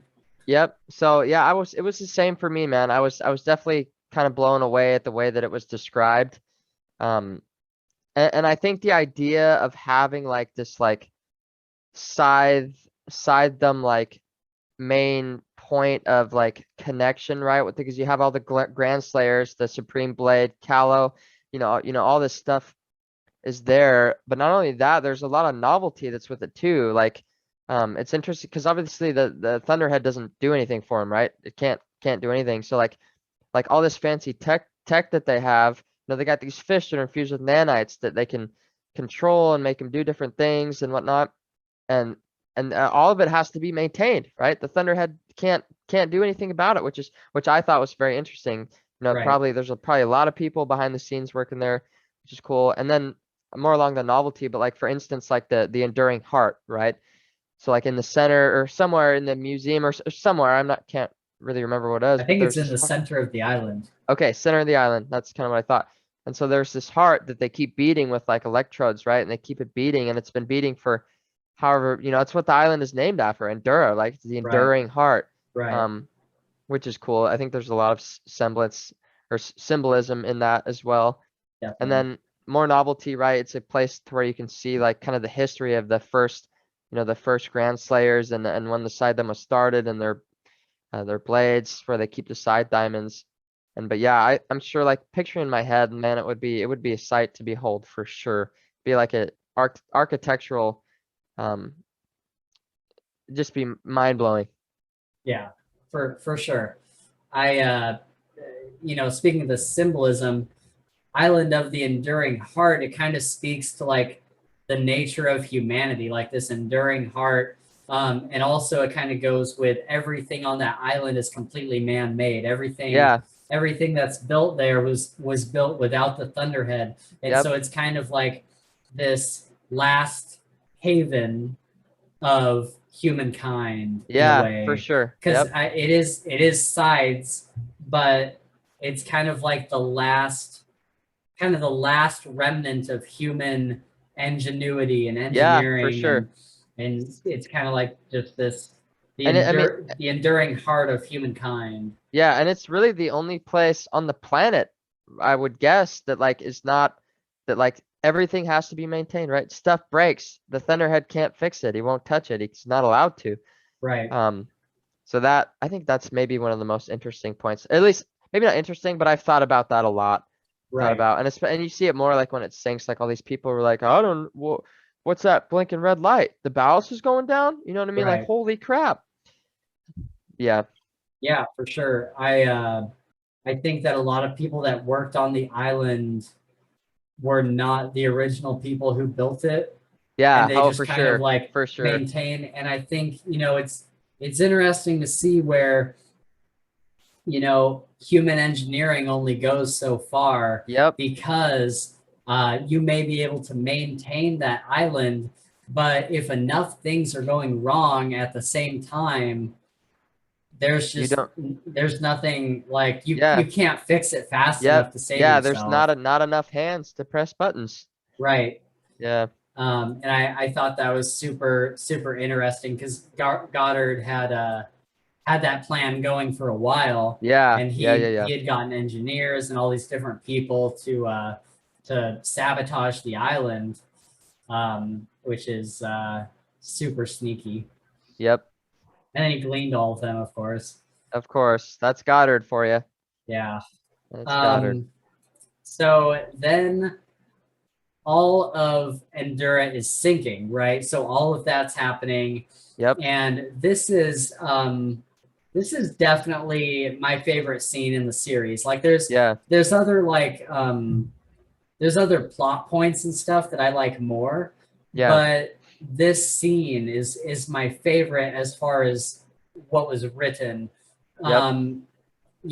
I think so we see at least 10 different perspectives of all these things going wrong, like all these different things on the island happening, and they're all happening in perfect synchronicity with each other. Yeah. And the way that it is described in the book is written in such a way where one thing leads to the next, which leads to the next, which leads to the next, which leads to the next. It doesn't feel scattered. It doesn't feel like, wait, what's going on? Like Neal Shusterman, like this chapter must be one of his like masterpieces because he coordinated this so well. And I said he's like a maestro conducting a beautiful symphony. Yep. Like he is just completely, he blew me away with this chapter. Yeah, And absolutely. I it totally is agree. definitely one of my favorites. Another one of my, I don't have it written here, but another one of my favorite parts is after Citra and Rowan get locked in the thing, Curie comes out and she tells everybody, Oh yeah, yeah. she's like, "Are we rats?" And people look at her, she's like, "Are we rats?" And she's like, "We are scythes. We are here to grant these people peace. Do your job." And so she starts like gleaning people with love, basically, like Yeah. so that people don't have to die this gruesome death Yep. by a shark or whatever. And so all the sides like kind of glean the people around them, and the people around them thank them. Yeah. And then Curie says, "Finish it," and all the sides clean themselves. Yeah. And Curie, it kind of, that scene ends with Curie stabbing herself and realizing that the knife is not really causing her any pain. Yeah. And she says, "I'm good. I'm actually really good." Yeah. And I really liked Yep, I do that too. I do scene. too. I kind of forgot about that for a little bit, but yeah, I absolutely love that scene too. What we didn't really talk about at all, and is also one of my favorite plot lines of the series, is Faraday and Munira, Manera, yeah. Munira, and they're kind of on this treasure hunt for the land of Nod, Yeah. right? And I just thought that was so interesting how that all kind of unfolded. He's going out to the library, right? She realizes that he's a scythe, Yep. and eventually, I think eventually she calls him Faraday or something. And he like knows way more about her than she knows about him. Yeah. Yep. And he's like, "You were part of the Scythedom, like you hate the Scythedom, like you were a failed apprentice, and you wish that you want to what did he tell her? He's And like, well, I think he just says, and you'd like to get back at the side them, right? Is that, or at least along those lines? he's like, you want to become indispensable to the Scythedom, like you want to Oh, work your way up in this library. okay. To prove them that, yeah. Yeah, to prove to them that you're worth something. And then he's like, "How about instead join me on my quest to save the world," basically. Yeah. And so he believes that this the founding sides had made this failsafe, and they don't know what it is, but they know Faraday has an idea that they hid it in this nursery rhyme, which would essentially be like our Ring Around the Rosie or whatever. Yep. It's just like a fanciful children's thing. Yep. And set, what is it? Set sail for the land of wait, or due south. Ah man, I forget. Yeah, I would have to look it up. We could We'll do play it on the third one. Yeah, third book. Yep. But yeah, I really like that whole storyline, and how Munera, she kind of finds these flight paths, and she finds that there's a certain, like, no planes have gone by this one specific spot. Yep. And so they as soon as they get it all figured out, they see the camera just kind of swivel. Yeah. And they're like, "Oh my God, the Thunderhead knows." Yeah. Like, We just showed the Thunderhead the only blind, or like the only spot that it doesn't know about or something like that. right. Yeah. And that's what not only the sinking of Endura, but also the rage that the Thunderhead feels from being lied to. Like the Thunderhead couldn't believe that it was lied to. Yeah. And so then it lets out like the scream and causes everybody to be unsavory. And Yeah, I liked Yeah. that whole plot line. Yep, me too. All right, is there any other things you can think of plot wise that you really liked or that you'd like to mention before we head out of here? Actually, the only one that I wanted to mention was I don't know. It's definitely up for debate, and I think that you could argue it a number of ways. But for the most part, do sides really need all this training?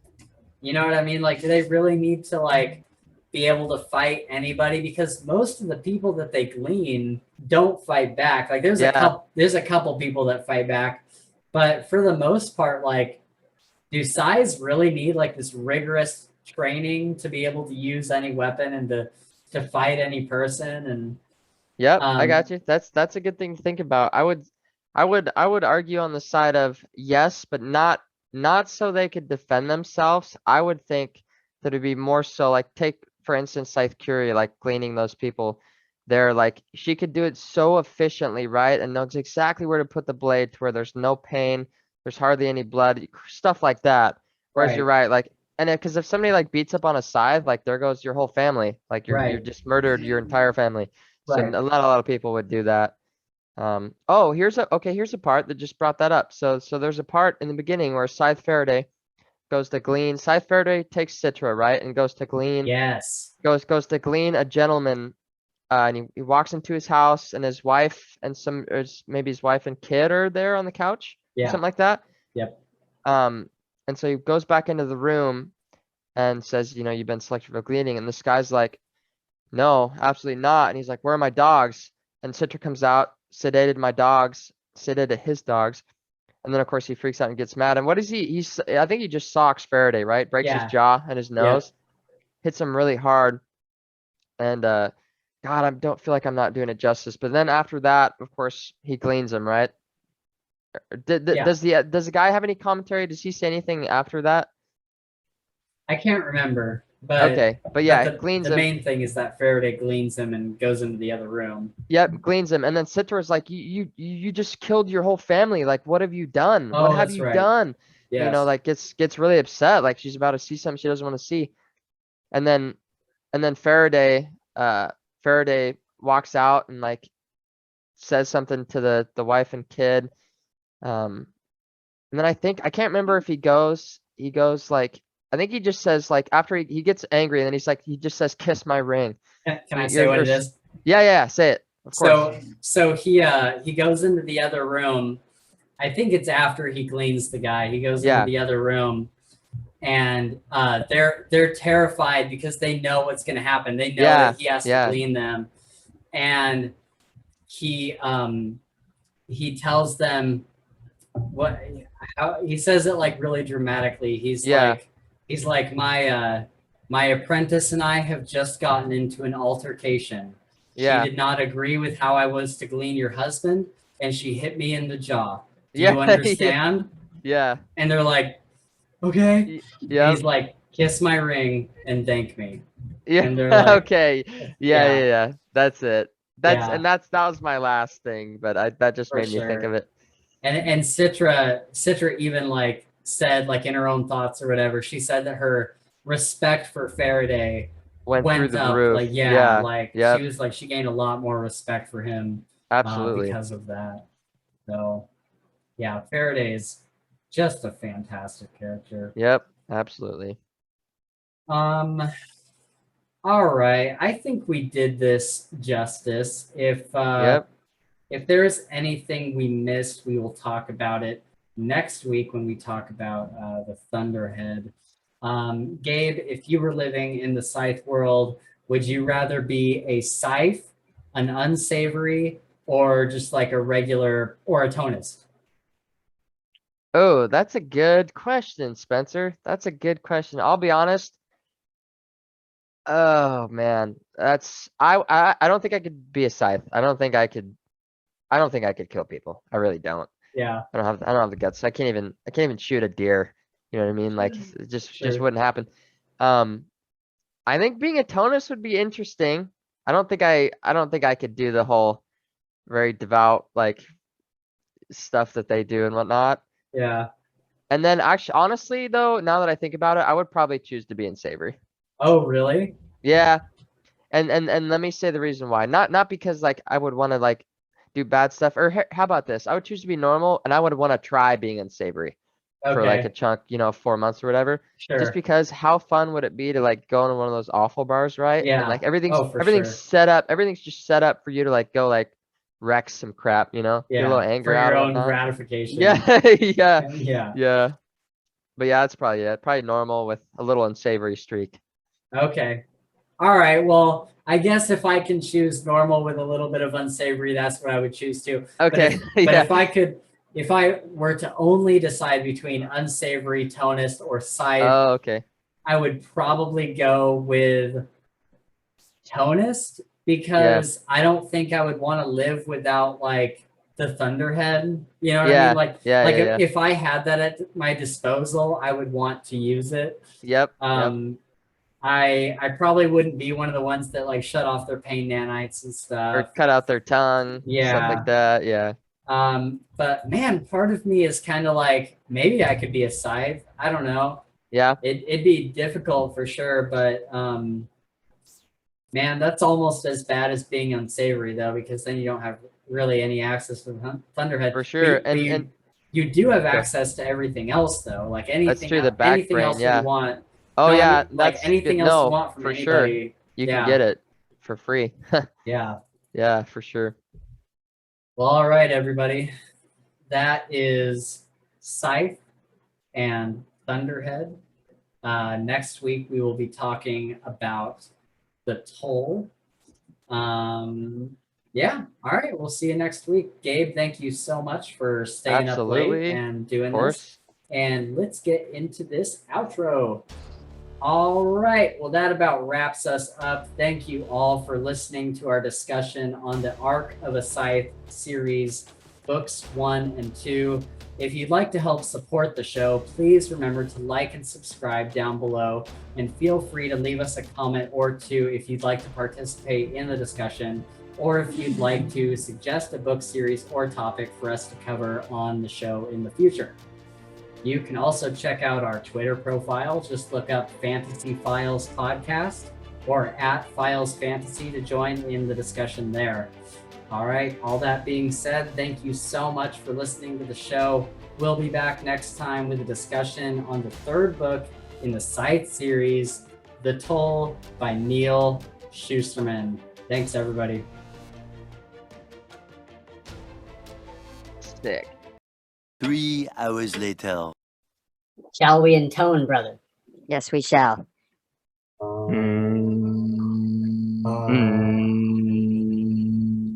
I'll rejoice. I'll rejoice. Sick.